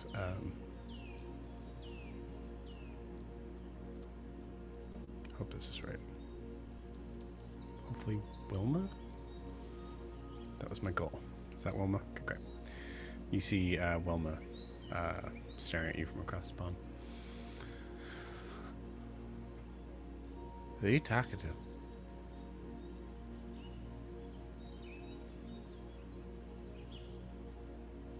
Just a friend.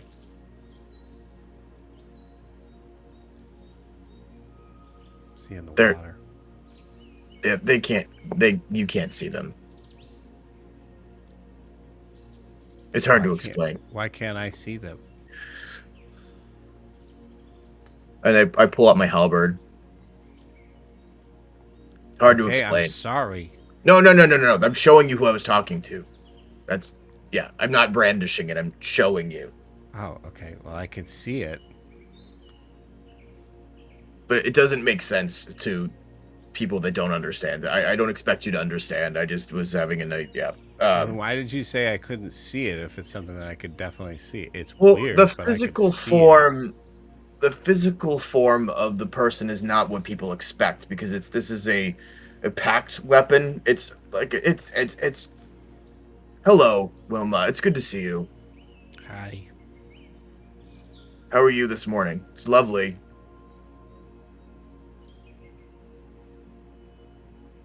So I can see it, like, so that's what it, so that's what it is. You're talking to your long sword, It's a halberd. Not quite a sword. Halbert? Celeste. Halberd Celeste. No, just Celeste, not halberd. Is it common to name your weapons? I put it back on my back when they're very special. Yes. Okay. Wilbur never told me that. I don't know if Wilbur's ever had a weapon he's named yet. Outside of maybe... Does Wilma know about the twig blades? Yeah. Okay. Outside of Twiggy, I don't know if he's ever had a weapon he's ever been able to name. We'll have to get him one, honestly. Maybe an enchanted bow or something, some ancient magic imbued into it or something. That would be Or really neat. you could get me one of those, and then I could just take Wilbur's place. That is a nice offer. And you know what? If I come across something that suits you, Yeah. I will hold it for you, and the next time I see you, I will bring it to you. Do you have a preference? Do you want to you prefer a ranged weapon, a melee weapon, something one-handed, two-handed, something really badass? Something I could hold in my hands. Okay, so maybe like a hand axe or a dagger. Yeah. Okay. I will definitely keep. Do you have like a or like a Celeste or like a Halbert Celeste? That might be a little too long for you. I might be able to cut one in half, and that might fit your proportions better. But Okay. I can definitely do that. Okay. Do you want a halberd? I want a halberd. Yeah. Okay. If I find a small one that fits you, I will certainly hang on to it and bring it to you next time I see you. Okay. And maybe we can spar. Supper? Practice fighting. We can practice fight. Can teach you some Okay. techniques. Yeah, I'll cut you to ribbons. Yeah, that's the spirit. Okay. My eyes are like puffy. It's very clear I've been crying like all night. Yeah. And I've had 6 cups of coffee. Yeah, that's what absolutely, Wilma. I will Have you been keep swimming? my not yesterday. Your eyes look like you've been keeping them open underwater. You should close them when you're swimming. Yeah, you're right. Thank you for that. It's a good tip. Yeah. Especially in these waters. There's like a lot of twiggies in here. Oh, really? Is that where they come from? I don't know. Oh. I'll have to ask Wilbur about that. But yeah, so how are you?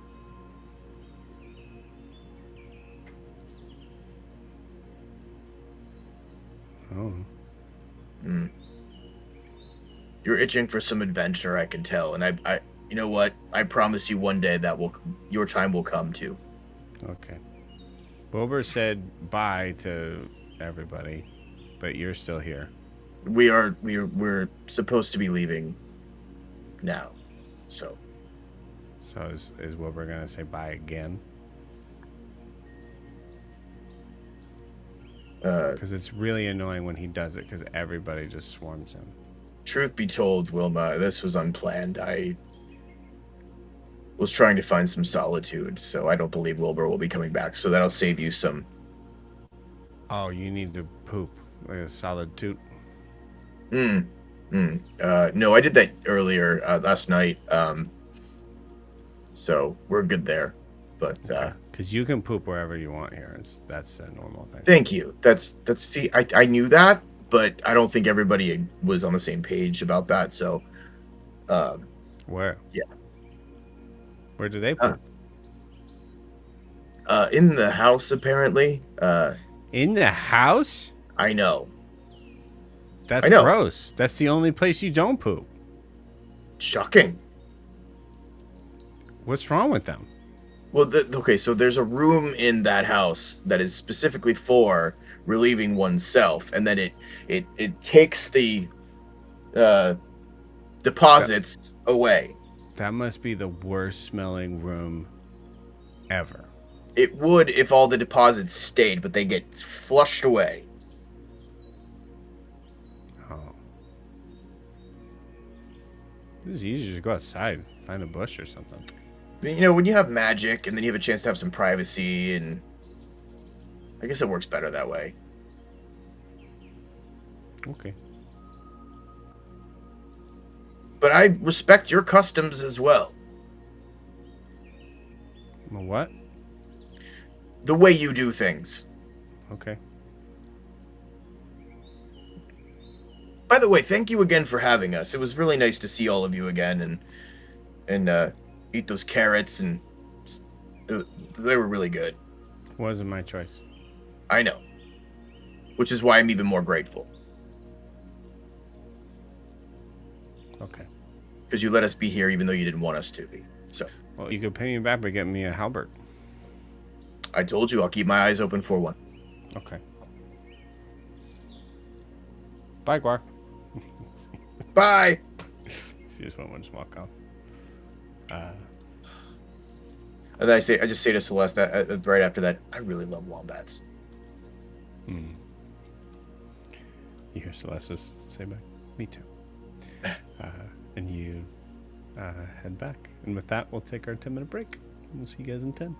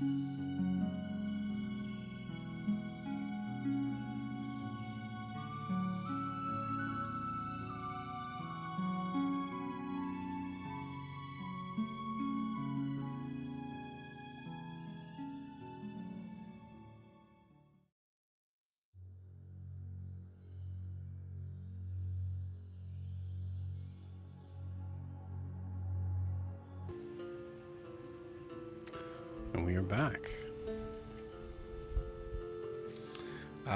Guar, As you are heading back, go ahead and give me a perception check. Sir. 17. Okay. All right.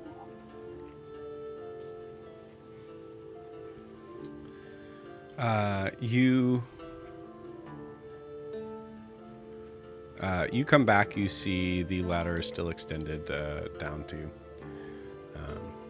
the rope ladder. Yep. You just come right out on in. I think I hesitate for a minute. Take a couple deep breaths.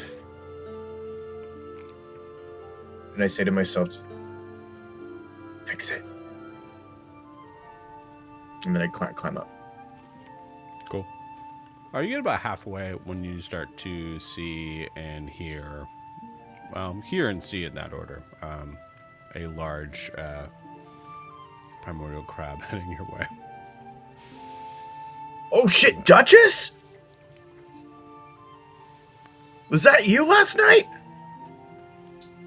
I was gonna shout, "Hey, Guar!" Hi. This is great. And Milo's gonna full Legolas down the Oliphant trunk, skateboard down Duchess's skull, and hey, yeah, Duchess showed up. I see that. By the way, that only counts as one. Yeah, it's just one. I really hope that works in like teleportation rules too. Yeah. Because we gotta get her. I gotta get her back to somewhere. Yeah, I pat her skull shell. Because I can do that because I'm halfway up a ladder, but she's huge, so. Yeah. Yep. Yeah, you hit right on the skull, yeah. Yeah. You see, actually, I think from that, you see Duchess like move a little closer, dangerously close to the hut itself. Okay, careful, girl. We don't want to. We've already had to rebuild this house once. I don't know if the wombats can handle another day of hard labor. Yeah. It almost wiped all of them out the last time. Yeah, they were so tired. So what? How's Raylor? What's the vibe up there? Grim. Understandably so. I have some atoning to do.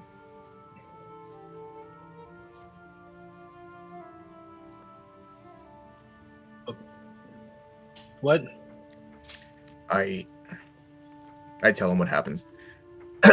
About how, Raylor or Huxley offered to do it. I said wait. And I didn't think he'd do it that fast. And now, and I confessed it to Saren, and Eldrin heard it. I think everybody knows now, and so I stayed up all night, and then I just went and I went over to the water and I meditated and I connected with my patron and my god, and so yeah, that's where we're at. So because of you, I had to sleep outside last night. No, I'm just messing. I'm not mad at you. I almost fell off that rope ladder. No, that really sucks. Yeah, yes, it does. Yeah, you're gonna. I mean, I don't need to tell you. I don't need to tell you this. You seemed already. Yeah, that. I can't imagine that's gonna be a easy hill to climb.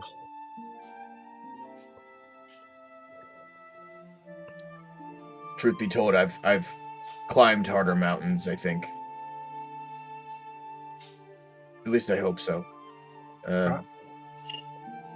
Don't tell anybody else I said this, but might have been easier had Raylor not made it out alive. Whoa. Oh, I lost you on that last bit. Try that again. I said I said I won't tell anybody you said that.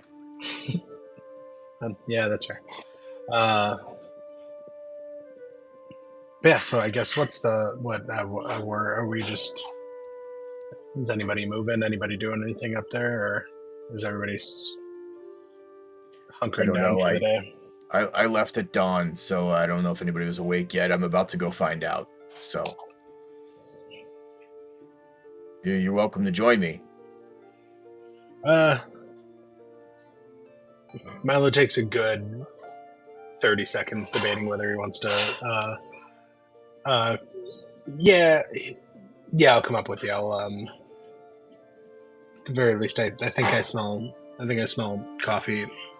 I could use some. Is that what that is? It smells kind of like hot milk.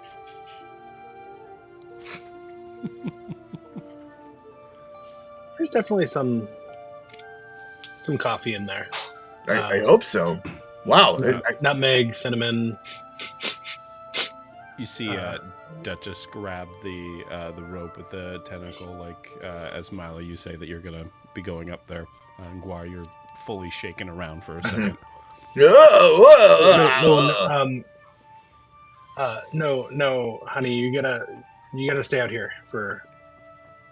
You can't fit in the house. Oh, she thinks she's people. She thinks she doesn't know how big. I don't know if she knows how large she is. She is formidable. Milo, do you say this in Primordial? I don't speak Primordial. Oh, I'm sorry. Then we just figured out a way that I can speak and understand, like it, kind of as an animal handling thing. We've said like Milo can communicate with Duchess. Yep. Yeah, and then Milo said like to Guar like I don't think she knows. I don't think she realizes how big she is. But and then he like reaches back over and pats her skull. But she is formidable. As he like.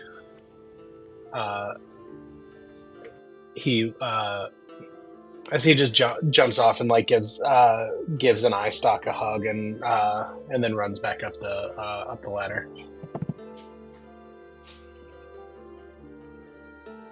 Good girl, Duchess. Good girl. I climb up the rest of the way up. Meanwhile,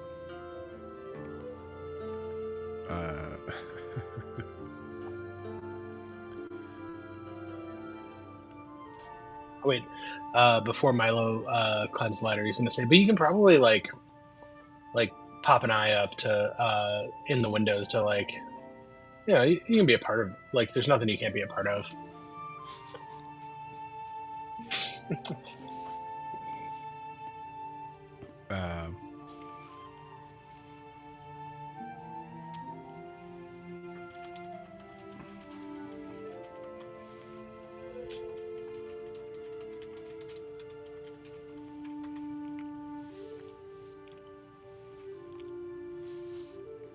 Cool.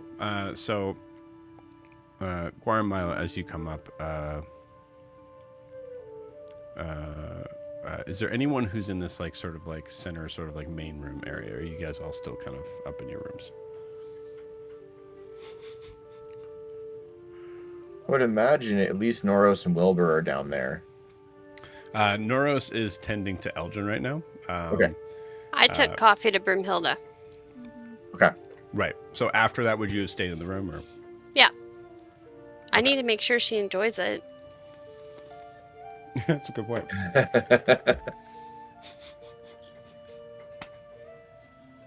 I'm so sorry. Broomhilda looks. Wilbur. What is this? It's coffee. I made coffee, and I made it fancy. Why is there milk in it? Oh, I frothed the milk, and it's it's like it's the milk. Yeah. So you made it like an ale? Yeah, I guess that's a good comparison. Okay. Thank you. It helps with the bitterness. She tries it. It's different. I'm sorry. It's great. It's so good. I rolled so bad. I rolled a 5. It's really good. Thank you. Fuck. You know what?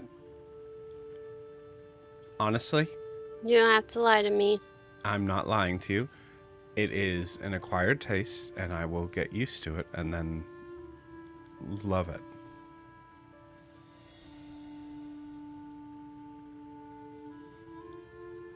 He's just gonna, like, his ears are just gonna kind of fall flat. He's just gonna kind of slowly just walk to the other side of the room and sit. You're still gonna stay in the room after all that? Okay. Yeah. As Milo, I think Milo comes into the room, into the kitchen, and at this point, geez, what is? Why This are is there so many Broomhilda's dishes? room. Oh, this is Broomhilda's room. Oh, Yeah. You hear from down the hall then? Yeah. Who used every pot? You at this moment you also hear this like weird sort of like this strange sort of moan sound, and you also hear a as Noros kind of like pulls the door open and goes, hey, that's not his voice, hey, why is Duchess in our window? Oh, I don't know. I don't really like control. I don't really like control her. She's just like. She came back. She came back last night. Can you learn to? That's great. I'm so excited for you. Can you get this part of her out of our room? Eldrin is very sick. I think she's just happy to see everyone. I'll do what I can. She kind of does Oh. what she wants to do. I don't. Oh, that sounded like a pun. Sorry. Milo, can you come here for a second? No, I don't want to get sick. Yeah. Okay. All right. Yeah. Hold on. It closes the door. Hey. She's like, she's sick. It's the morning. Is there anything you can do to help me out? I mean, I tried to make blinds, but everybody shit on that, so I don't know what. Okay. Yeah. Fair. Yep. Some of this. Do you want to is throw a sheet over it? That was. Can you that was offered as a suggestion last time. Tell Justice. Yeah. Tell Justice. Tell Justice to go out to like a different window. All right, I'll do what I can, and Milo's gonna scurry over to the kitchen window and like holler for Duchess to use that window. Okay. Cool. Great. So you're in the kitchen. You're in the kitchen with Duchess. Yeah. And Milo is like fighting the. It like goes to grab a pot to start like straightening up and cleaning, and like remembers his mistakes from the last time, and just like very specifically sets it down where he picked it up and puts his hands up and walks backwards. Smart. Cool. And then goes and makes himself some tea. Cool. So I will say, above board, we need to get to a point where everybody is talking to each other, like at a table. So can we say we just kind of cut to that? Yeah. Cool.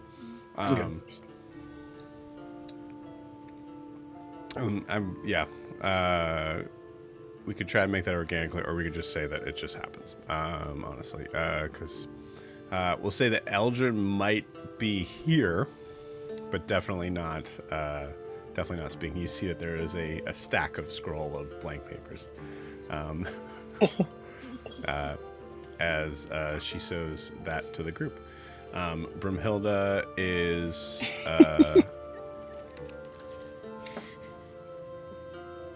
Broomhilda is not coming down.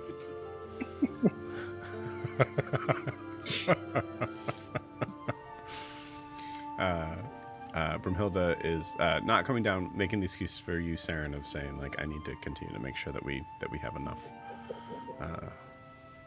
We need to make these for as long as we can. Can you just tell them, what I'm doing, and then just tell me what their decisions are after? Mm-hmm. Okay. And is Raylor gonna stay up here with you? Yeah. I'll say for the sake of simplicity, he hasn't woken up yet. Okay. Yeah, I'll let you know. Thank you.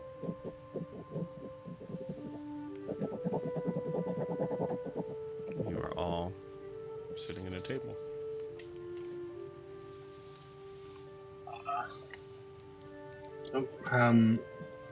How was y'all's night?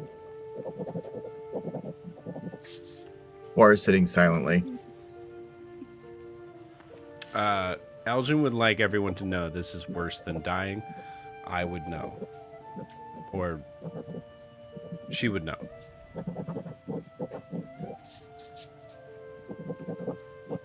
I mean, yeah, dying was a pretty...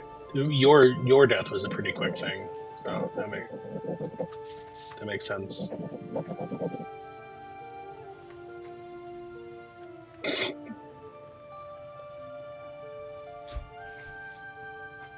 Is that how you want to start this, Guar? Is this Mike or is this Guar? That's Mike. Okay, cool. Yeah. No, Guar's not. Guar is Yeah. penitent. Guar's Yeah. penitent as fuck right now. And Saren is sitting as far away from Guar as she can get That is fair. and not making eye contact. Yeah, Guar's not making eye contact either. Yep. Wilbert's probably not making eye contact with Elgin. And I think Wilbur is the only one that doesn't know what Guar Right. did. Because, yeah, he wasn't in the room. Right. Eldrin pushes Noros and says, ask them this. What is wrong with me? Is this the door we Sorry, want to open? what is wrong when with Eldrin? Well, it's nothing that you did per se. It's just you've had a couple of unlucky breaks, where you tried to fight and you missed a couple times, and I don't think it's anything wrong with you. What is wrong with necessarily. Eldrin, Guar? Oh! Fuck, she's sick. Yeah, she caught a cold. Do you not? We don't really. Yeah, Hold you don't on. get sick in that. I was gonna talk, and then she told me to stop. Yeah, that's what I was gonna say. She says I don't get cold. It's an illness on the surface, so you get you feel pressure in your face, and you might have a sore throat, and you get really stuffy in your nose. It's hard to breathe through your nose. I heard Mickey back home talking about it. That it was. I heard Mickey back home talking about it, that it's caused by tiny demons who get into your body and wreak all sorts of havoc. That like they get into your body like either from somebody else or like you don't walk. Like, I elbow Milo. Yeah, so this is the yeah. This is the guy you're talking about with the head of candles on his head, I think. Yeah, right? Mickey. Yeah. Yeah. Okay. Cool. Yeah. Well, we don't. Let's just kind of skip the bloodletting part. Okay. I don't think that she's probably gonna be down for that. I don't know if she needs that. I think. So how long does she need to deal with this? First of all, nailed it. Second of all, I don't know, 3 to 7 days. What if you're a cleric of persona? Ask Persona. I'd give it 2 to 4 days. Okay. 2 days? 2 days? Hun? That's no. Okay. I will say. No. I will say. Any other mitigating circumstances that I can lie to you about? I don't. You're sick for as long as you're sick. I don't. Yeah, you just have to kind of let it run its course. Don't you guys have like the suds or like fin rot or something down there? Like you've been sick before. Hey, Milo? What? You seem the very serious. suds? The suds? Fish rot is a very serious thing. It's an epidemic. And I don't appreciate it being taken lightly. Look, Eldrin's a healthy person. I don't know how it affects Tritons, but I know for people on land, it usually does take anywhere from a few days to about a week. But if you consume a lot of liquids, get adequate rest, and you maybe take some herbs that can help with your breathing, you'll feel better sooner. There's also a lovely drink that you can have.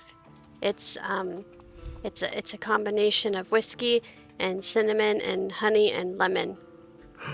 I think everybody looks at Wilbur. That sounds amazing. Could I have one of those now? I don't know how healing it is, but if you drink a lot of them, you just forget how bad you actually feel. Hey Marvin, do we have those ingredients?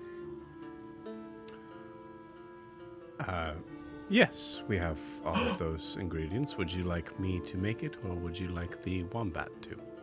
I can do it. No, please, no. Nope. I tried making coffee and it was not appreciated, so please, someone else make it. No. I will do it. Please. I get up and I just run to the kitchen. What? Okay, What? Okay. Don't let Marvin. All right, Marvin, if you could make a round of hot taddies. Was that what you were calling it? No, I said it's a wonderful Honey, concoction. I'm not going to say that. I'm not going to say that right now. I sit back down. You Show it to somebody else. Sarah nods. What does it say? Overcompensating. Oh, yeah. Uh, Atoning. It's called atoning, Eldrin. Okay, Marvin, if you can make us a round of those delicious concoctions. Yes, I would be happy to, as it is part of my job. Of course, the kitchen is open to any and all. Thank you, Marvin.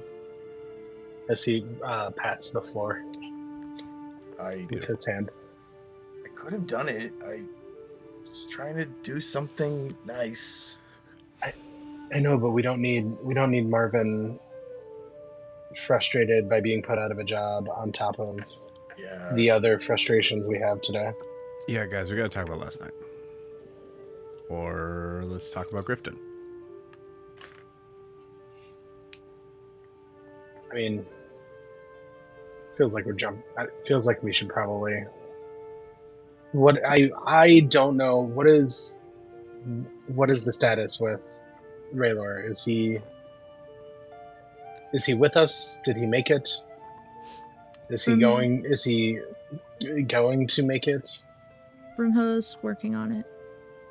Okay. She said she can't let something with the plants.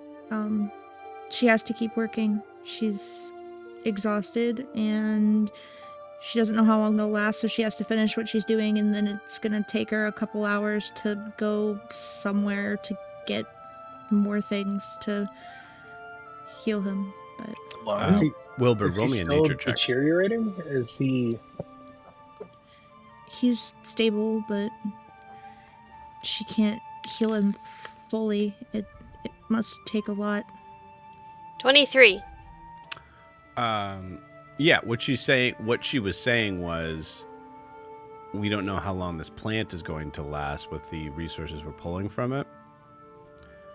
The plant that she's talking about, you don't really know much about it, but you know that's typically not how plants work. Like, plants don't die within hours. It's up to you whether or not you relay that to the group.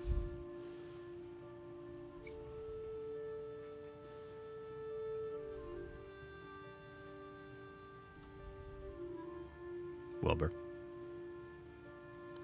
Yes, I will relay that information to the group. I was Sorry. waiting for no. They didn't like my coffee. I'm not relaying nothing. Yeah, You were that's great. rolling to decide. That's fair. Sorry. Do we? I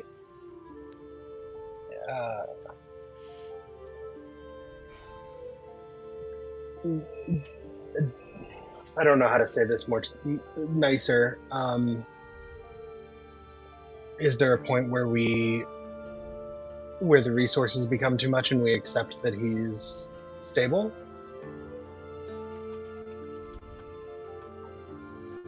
Feel free to hit me if I'm out of line.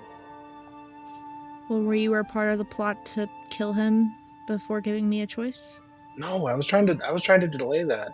I didn't realize there was a plot. I told you about it outside, Milo. Until then, I didn't realize. While things were happening, I didn't realize there was a plot. I was trying to delay the insta death. Yeah. Wilbur, did you know? No one else knew. No one else except Broomhilda. Honey, I feel like we're having trouble hearing you. Can you just do a test real quick? Test. Okay, yeah. You say I didn't? Is that what you said? Yep. Okay.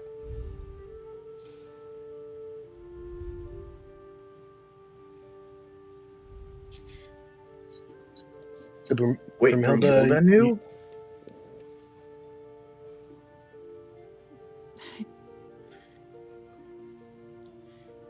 I thought it was just me. Yes. Noros kind of holds up a finger and just looks at Eldrin.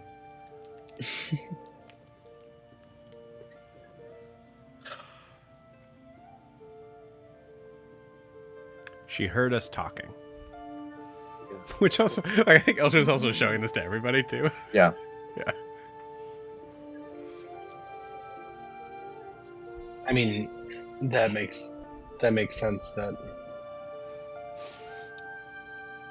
like, I imagine Marvin can and does monitor sending, leaving and coming in. No.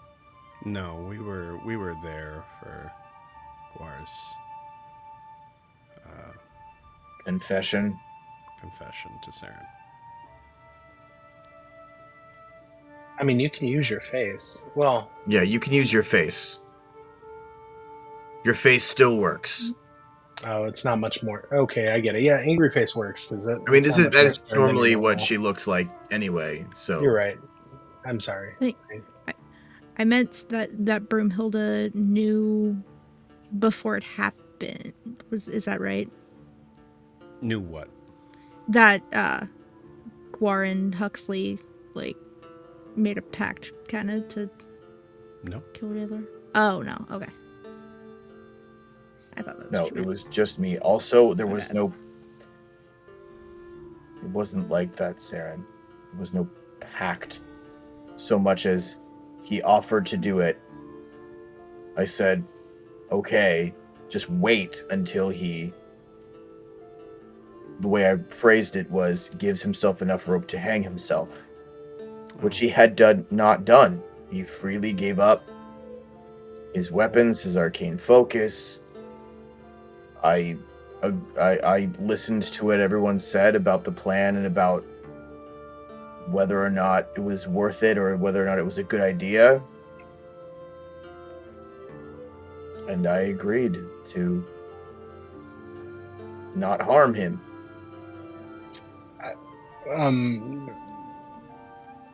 Valid question. Also true.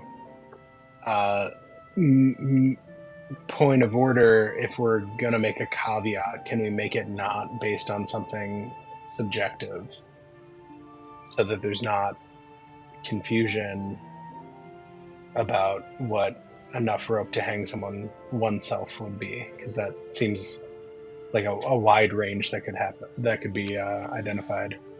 Yeah, I'm assuming you guys didn't mean literally, so I was a little confused on what that meant.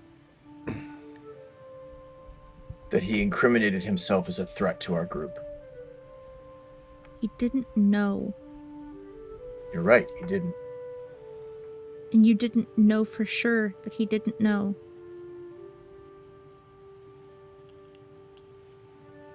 And you gave Huxley the idea that it was okay to make the choice to not save him from himself. Or whatever. I did.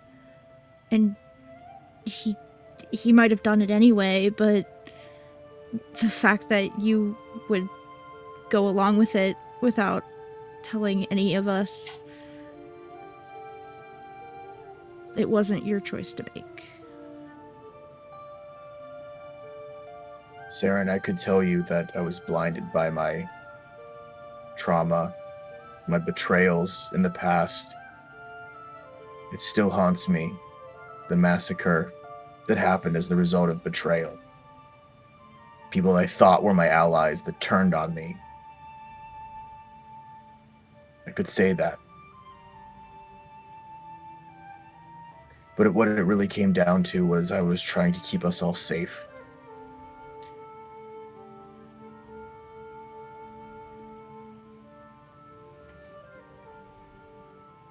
Sometimes if you take on the mantle of a commander, you have to make choices that will not be favorable with the people. But I would rather you all be angry with me and alive than okay with me and dead.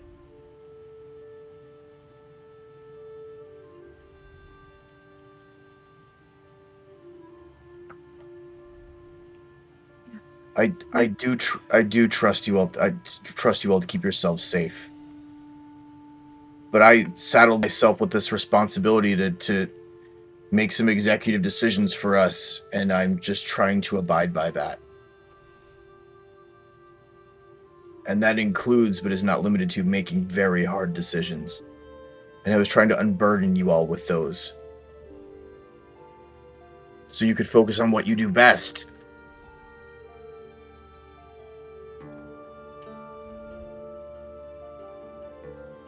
Oh, look, Eldrin's mad at me. I mean, that doesn't seem helpful, Quar. We've fixed death before. Eldrin's here. We can do it again. Killing the piece of Raylor that we have, however it works, if there's a piece of his soul in there, that might not have been something that we could fix. And we didn't know, we don't have all the information. You can't just make a rash decision like that. And that's why I told Huxley to wait. My fatal mistake was putting that kind of power in the hands of someone who cannot be trusted. And for that, I am truly, truly sorry. I know how you feel about Huxley, Saren.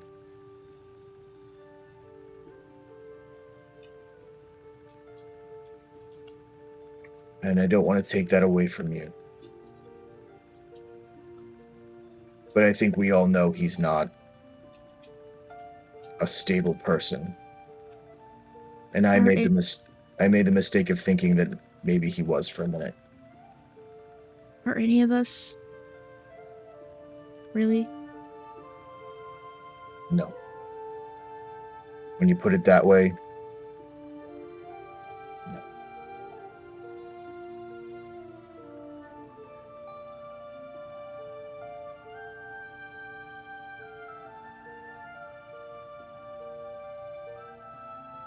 But what I do know is I would die for any of you. And I would also bear the burden of being alive and being hated by you, if it meant that I could help keep you all alive. I know, Eldrin, I know, you can all take care of yourselves, I fucking know.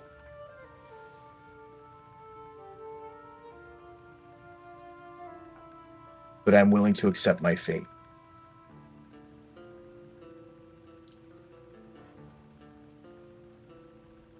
It's BEAR, but okay.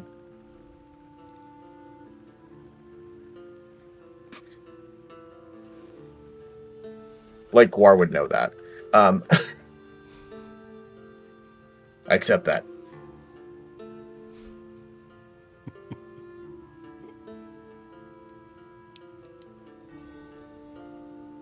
Honestly, Eldrin, I appreciate you saying that. Like I said, I know that you all can take care of yourselves. It's hard to explain because I know that on the surface, all of you can more than hold your own in battle.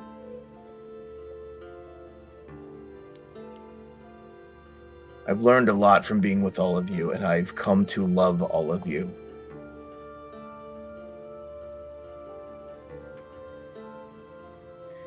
It's a weird thing for me because it wasn't something that was championed where I was growing up. I had a chance at it when I was younger. I fumbled that hard. Because I didn't know how to be okay with that feeling. And all of you, in your own weird ways, have allowed me the safety and the space to figure out what that is and to try to show all of you. And up until now, it's worked. Most of the time, yeah. Most of the time. I mean, there's that point where Eldrin was only... she was mad at all of you and not me.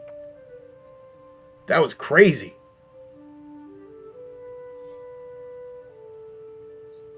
I don't know what I'm saying.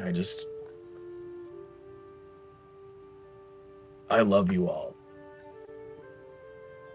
And I let you down. I look at Saren. And I'm willing to accept whatever fate, whatever treatment, whatever distrust that I've earned from that.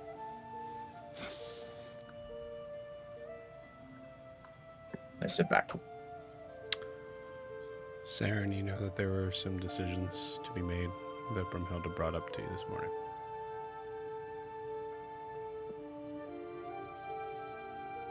About Huxley and And you brought up a counterpoint.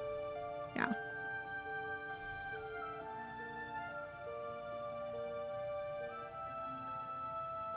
Brumhilda wants to, well, she already put up some kind of thing to keep Huxley out. But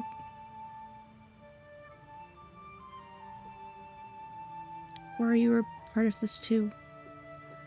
And it's not fair. He was hurting and he didn't know what we knew.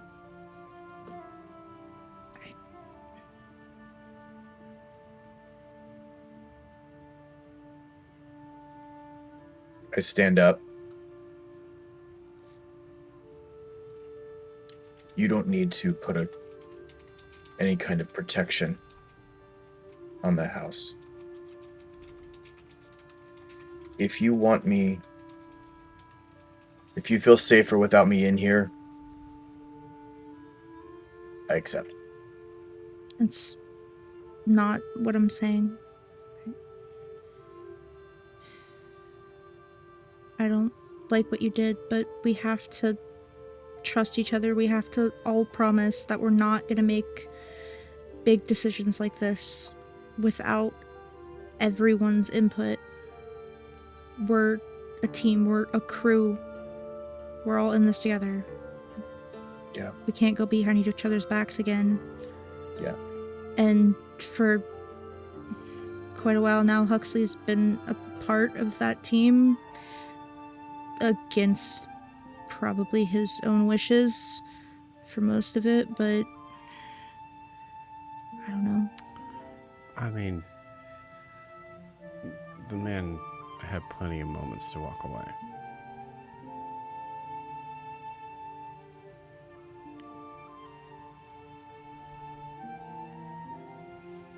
Just I think saying. we have bigger things to worry about. I think he heard what I said. He knows the truth now, and if he comes back fighting, I hope it doesn't come to that, but yeah, we have greater enemies to worry about than each other.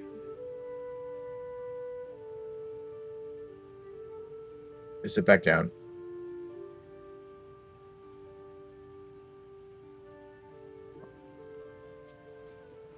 I won't take that choice away from you again.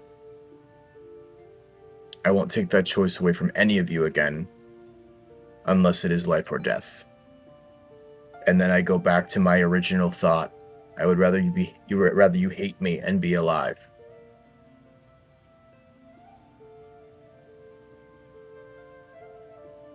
Eldrin wrote it best. We are the Mongoose Crew.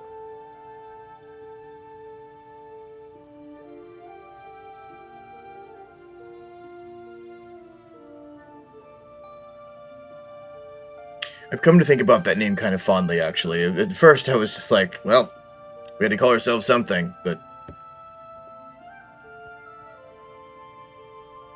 no, I don't hate it. Yeah, we know. But I've come to think of it pretty fondly, you know? It's us. We've been through so much in so little time.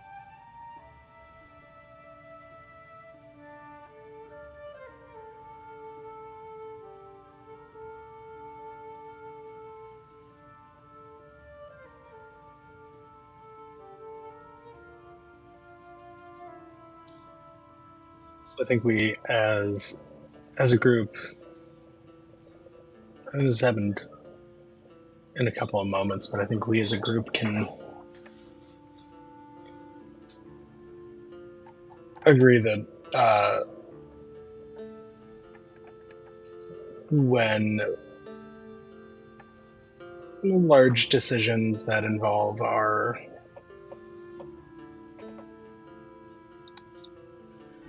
for some reason they typically involve very significant people in our lives. Often if when large decisions around people in our lives need to be made, to at least include the people closest to that decision in the conversation. That seems like a helpful move to ensuring that the Mongoose Crew continues.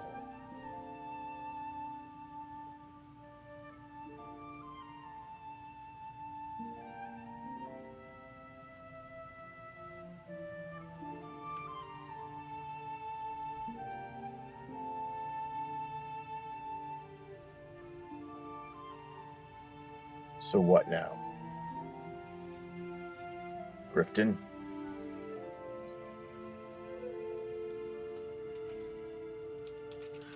I gotta get Duchess back in the water. Can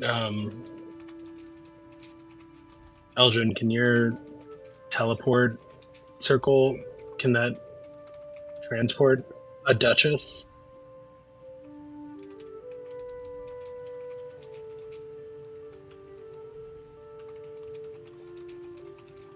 She said 1 second, guys.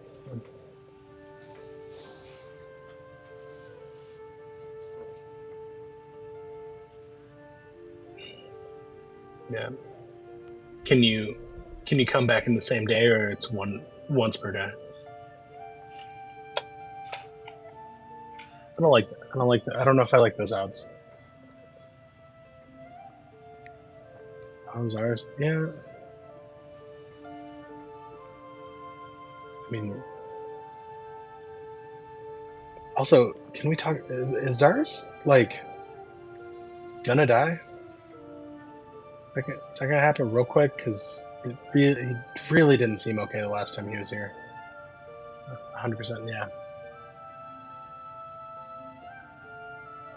You see Noros kind of like staring at Eldrin at that.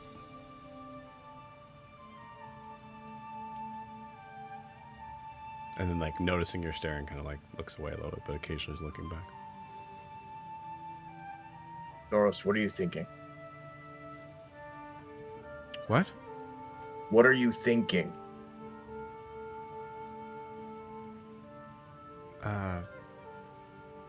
None of your business. I look back and forth between him and Eldrin. Roll me an insight check.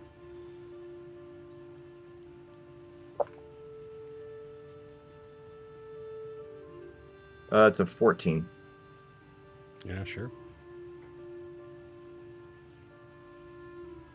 No. You see him nod with that. Yeah. Yeah, not yet. Not yet. Well, we could contact him and find that out.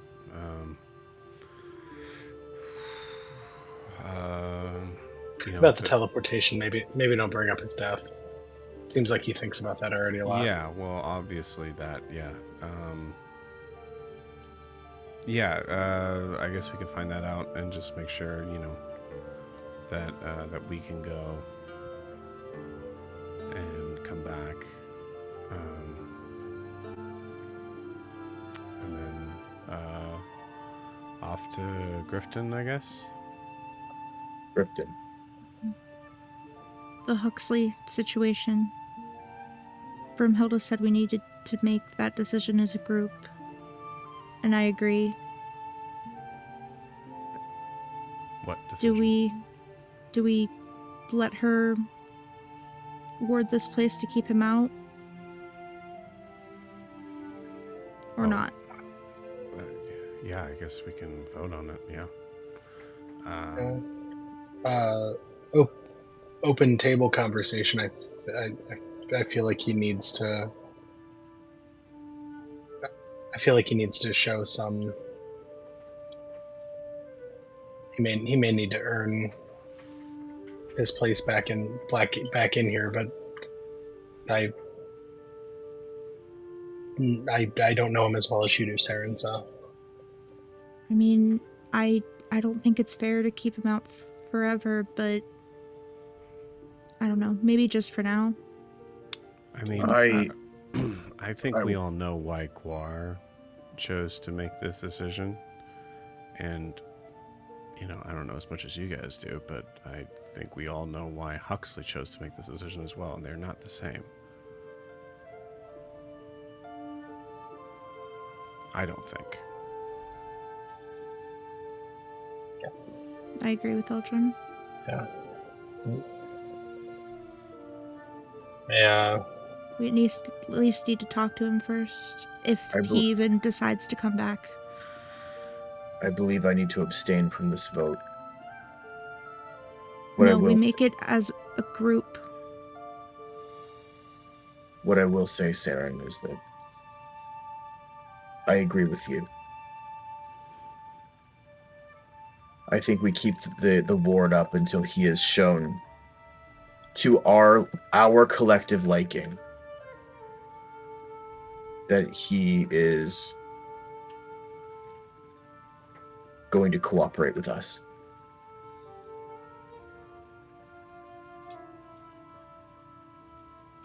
Yeah, that's a good idea. We can try. Wilbur, what do you think?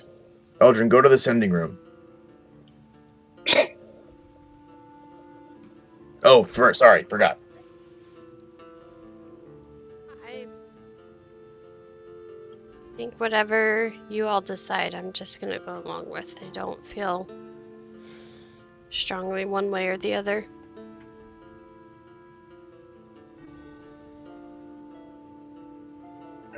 So for temporarily keeping at least temporarily keeping the wards up. I mean, if it's so difficult to heal Raylor, as much as I hate it, we can't take the chance of that happening again. Yeah. I think, Yeah. I mean, to be clear, because I think this is what Elgin would want to say, and so I'm talking now for her and being her voice. Always a good place for a husband. Yeah. Allowed me to do. She has asked me to do. I think we need to be clear on what we're deciding. As of right now, all in favor on keeping Huxley by magical means out of Marvin. All in favor. Aye.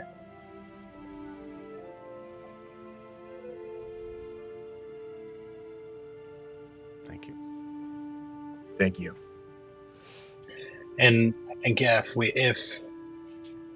he shows a desire or shows an interest in rejoining the group or trying to come back, I think we reopen this conversation and always up for a revote. And see what our hurdles are then.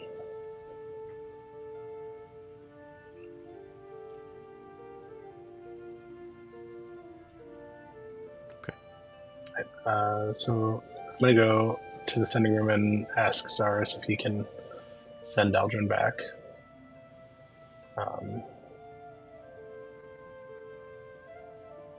And also grab one of those toddies that are sitting on the counter. Oh, they're ready? Yeah, Marvin's really quick. Okay. Right. Yeah, that's fine. Yeah. All right. What are we doing in Grifton? We have to contact our allies and tell them to meet us there, but War Council. yeah, War Council. We're going to talk about our plans, and whatever plans we don't have, we will make. And we will establish lines of communication so that if we change our minds, we can tell them so they don't go ahead and do things without being properly informed. Here.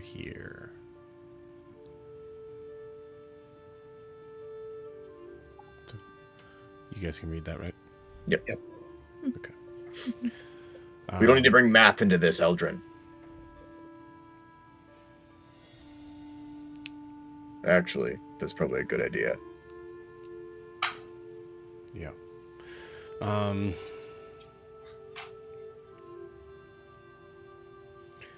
Okay. Well, sorry, you're over here. Okay. All right. Well, we can't go anywhere until we know that Duchess can be moved safely. So, yeah, Milo, if you want to just talk to Zaris. On it. Milo scurries off to the sending room. The rest of you, anything specific you guys want to do, or you guys just want to chill out here? I hand out toddies to everyone. Cool. You got it. All right. Cool. Milo, you reach out to Zaris. What do you say? Zaris, it's Milo. So I am. Do you remember Duchess? Duchess is my. Hi. Do you have any idea what time it is? It's like 10:30 here. I don't. What time is it? What time is it for you? Do you really know what time it is? Yeah, we're having breakfast. We're having breakfast whiskey right now. It's like mid-morning. You know it's 10:30 in the morning. Yeah. How? I mean, you don't. What time is it? What Could time you is it? pretend to not know? No, I don't know what time. Just do it again. Just start again. Hey, Zaris. It's Milo. Oh! Oh, Do you have any idea what time it is? No, I don't. Me neither. I'm underwater. What's up? Good one. Thank It you. was worth the work. We. So I have. Do you remember Duchess, my primordial crab best You friend? named the primordial crab? Yeah, her name's Duchess. She's super sweet, but also not made for above the water. I know. She's kind of become an ecological disaster, deforesting. I'm sure. First off, they weren't made for anything involving your whatever stuff you guys are involved with. They've been here long before any of us. I guess that makes the primordial make sense. We're getting off topic. I've got to send her back to Honoria. I'm gonna have Eldrin bring her to the sending circle or the Wait, nope, the word left me. This is Jamie. The word left Jamie. Teleportation circle. You're gonna set okay. And we need to get Eldrin back as ASAP as possible. If you could teleport her back to us. Wait, why are you talking to me? Eldrin's got a cold and she's freaking out. She's got a what? So tiny demons. When you don't wash your hands I well know enough, what a cold is, doofus. Well, you asked. The incredulousness of it. Do me a favor, make sure you don't tell any other Triton this. Yeah. It's incredibly embarrassing. She got a cold? Yes, stop telling a Triton this. Or that you didn't know what a cold was. I know what a cold is, as I said in my sentence that ended with doofus. Okay. So either way, she's got a cold. She's got to come back to Honoria and this.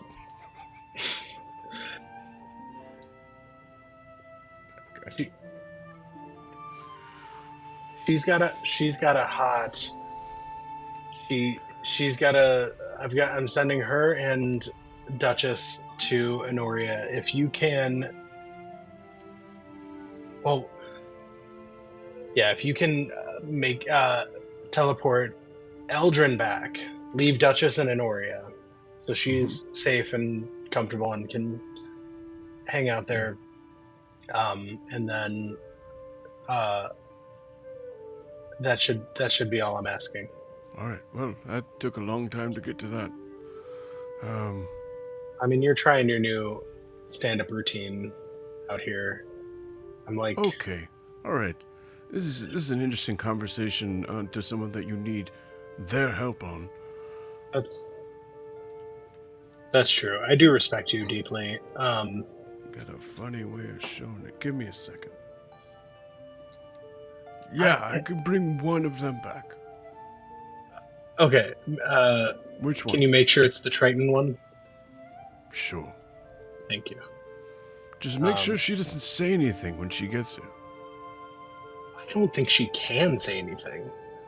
She's right. Right, and you hear this this pregnant pause. I winked. I felt it. Yeah, good.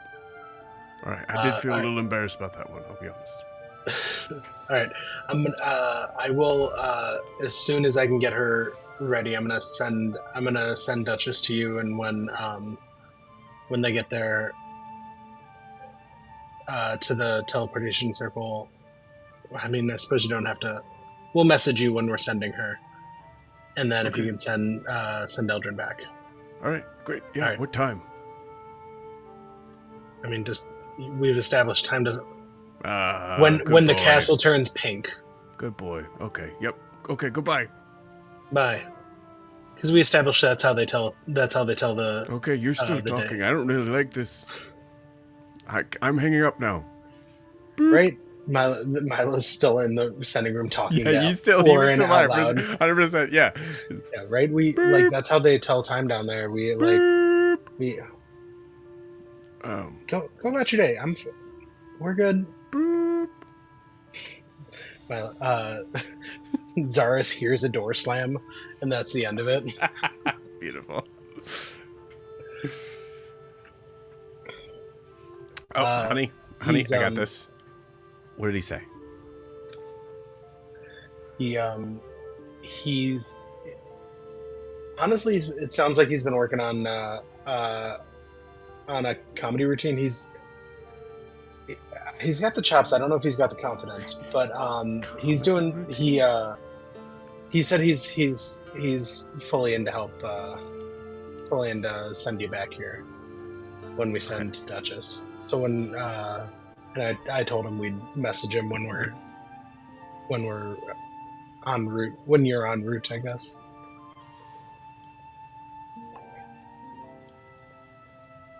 Cool. All right. And Milo swan dives out the window onto Duchess's shell to go let her know. I just feel like Milo just goes, cool, and then just does that. Yeah. End of conversation. Beautiful. Cool. So we'll fast forward a little bit to from that. Eldrin, you well, I'll say Milo. Is there anything you want to say to Duchess? Yeah, I think Milo is just gonna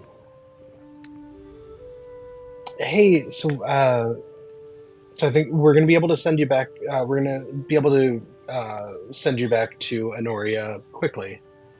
It might not be fun, and I'm sorry about that. When you get back, just go home. Go back to the reef memoriam, and You see a and just take care of yourself. Go into the eye of the skull and then come out the other side with an egg. Mm-hmm.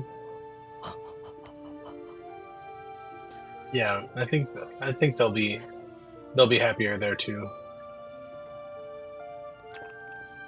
Goes back out. Goes and picks you up in the crab claws.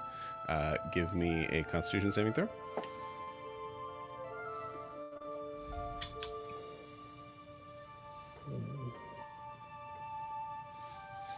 It was 21. Okay, cool. 21 beats it by 1. You get picked up and you feel a couple of the what is most likely the softest of squeezes. But for Milo, it is momentary excruciating pain. You don't take any physical damage, but Yeah. and then just drops you down. Oh, no. He's gonna like reach up and touch like her toenail. Oh, I love you too. And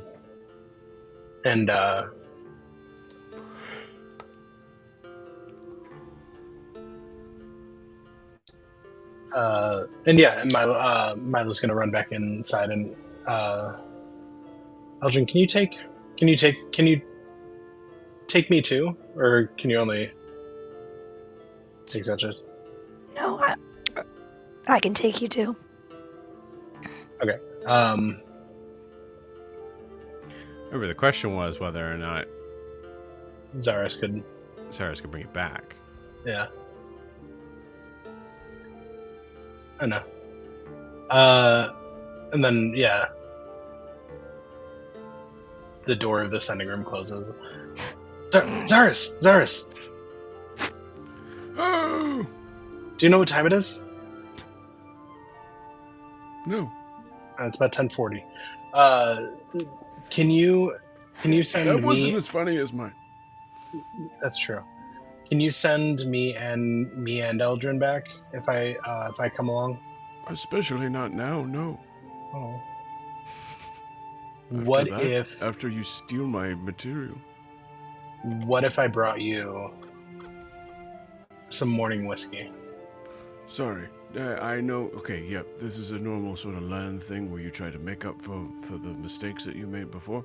I understand. But truly, the answer is no, I can't. You cannot? Okay. All right, well, that's less fun. All right. Well, then back to Well, plan I'm A. sorry. I'm an old man.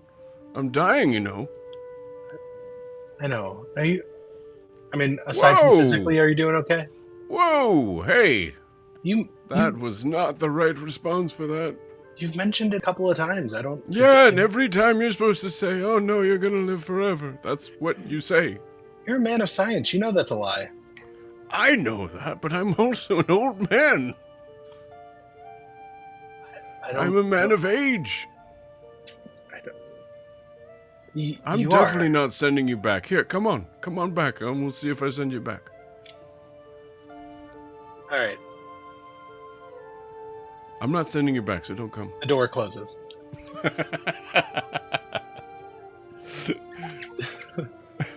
All right. He can't send me back. So it's we're back to plan A. When do you want to do this? Whenever. Whenever. I think he could understand me, Norris. Okay. Well, okay. Yep. But you can. Yep. All right. Also, and I'm sure you know this, Zaris is very. I did tell him you had a cold. And You he was told very. him that? You told him that? Are you kidding me? Yeah, man. It's not that it's literally called the common cold. It's not that weird. Yeah, where you live? Yeah, we don't. No. Okay, What did he well, say about it? He said not to tell anybody. And so, Big surprise. so like when you get there, like, oh, maybe don't talk to people. Not Me that or you her? can. You're not going. Oh, right. If my math is correct, it's only Eldrin and Duchess. And Duchess can't talk. Okay.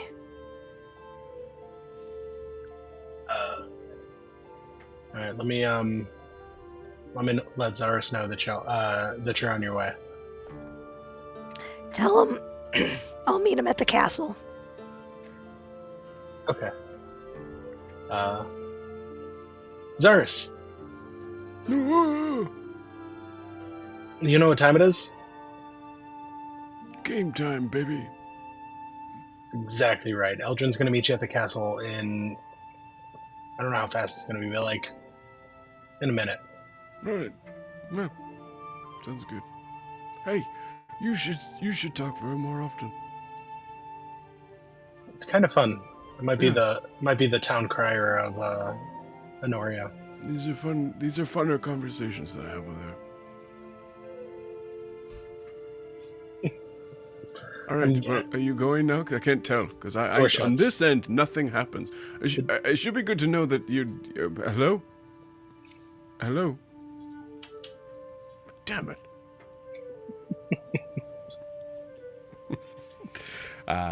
Cool. Eldrin, you prepare the spell. Yep. You all are maybe standing on one side of the house, waving to Duchess. Duchess kind of like just points an eye stalk, looks in your direction, and then looks back. And you cast the spell. Eldrin, you appear on the other side.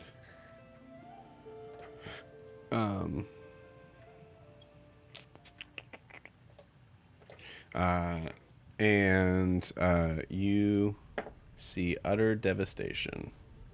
Stop it. Noria is burned to the ground. And there's a large statue of Zaris standing high above everyone else. A kingdom at the bottom of the sea is burned to the ground. Yes, Yeah. burnt. Ravaged. I have to make my way from the temple to the castle, but I'll do that after I drop Duchess off. Okay, you got it. Go ahead and roll me. Roll me a luck roll. Oh God. 5. 5. Okay, cool. There are a number of people that see you as you exit. Actually, Catherine is as you exit the temple. Eldrin, what? I didn't know you were gonna be here. What are you doing here? I need a cleric, and I need you to help me Oh. right now. What? What happened? I got the common cold.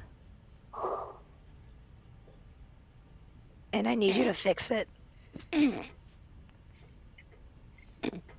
gonna slap you across the face. Careful. It sounds like you need all the energy you can get. I feel like my body is on fire and it's aching, but I also feel really tired and I don't understand. How many people have you told about this? No one. Roll me another. Roll me a. roll me a persuasion check. Okay.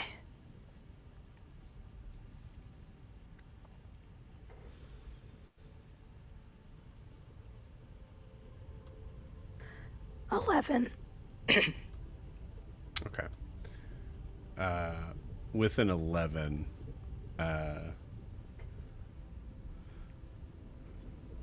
okay, cool. With an 11, Catherine goes, all right, fine. I wasn't doing anything. Just walk with me, but walk behind. Okay. Okay. Where are we going? The castle.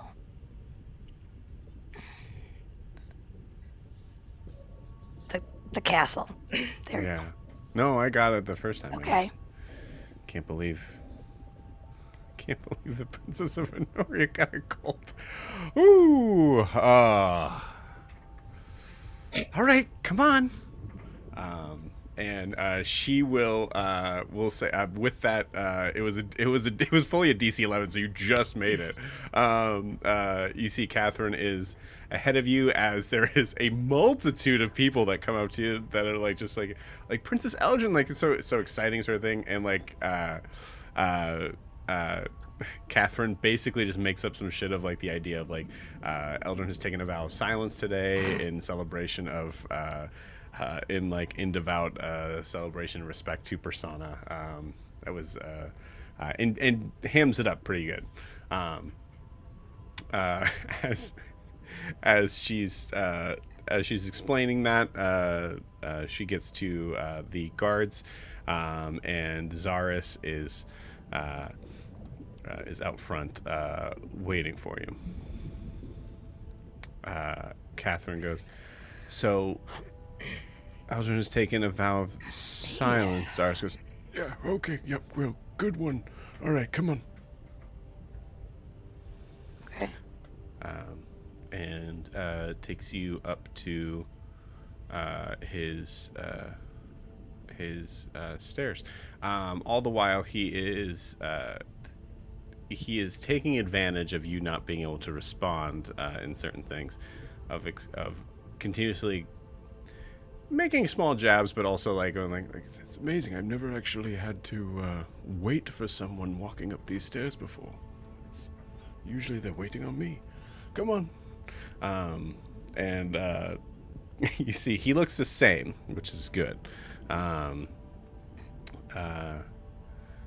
as he gets to the top of the stairs, he gets to the room and he stops and he kind of like looks at you.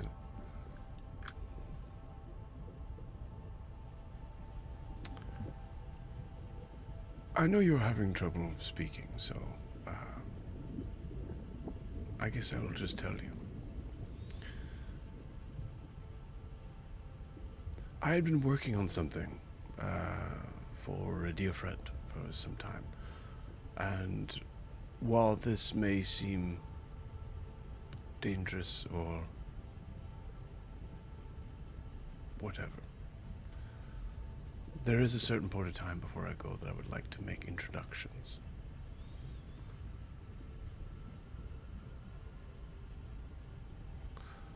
to the real Marid that you had slain.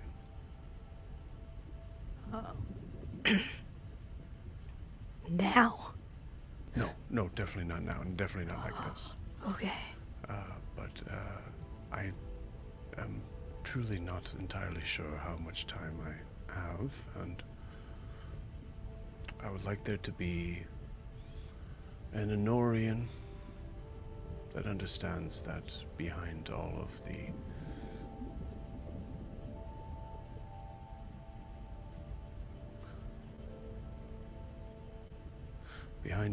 the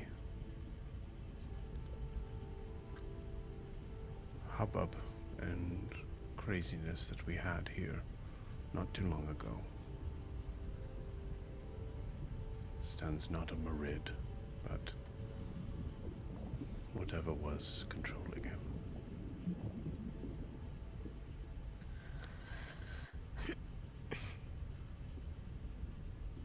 Don't speak.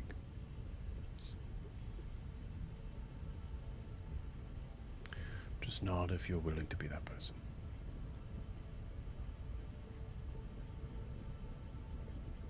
Good. Then I'll send you back. He goes to the door. As you walk through, you see where the cage of the slug that was there stands a mirror.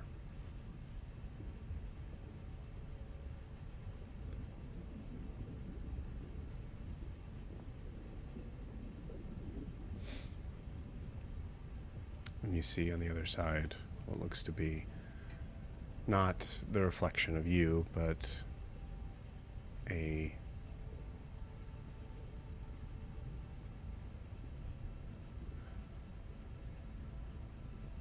ocean. In the distance, something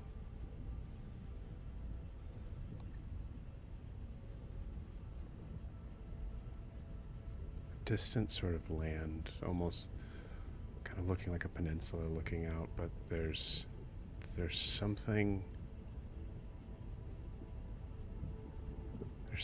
in the land itself. Something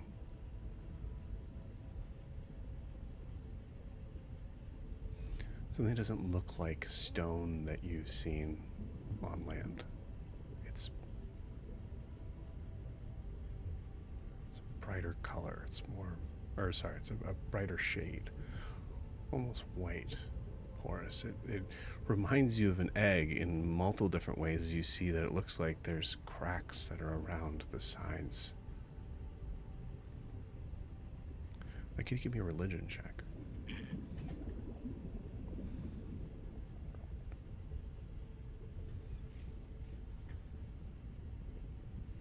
And you can message me what you got.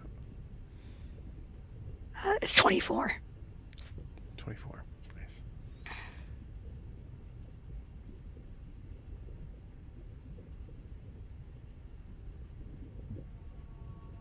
The last part of your vision. Something about the sky.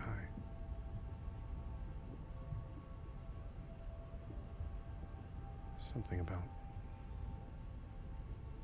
what was up there. The moon. The bright, white, porous surface of the moon.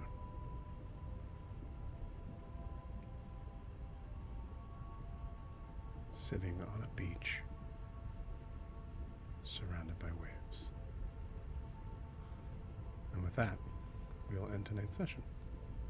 See you all next week.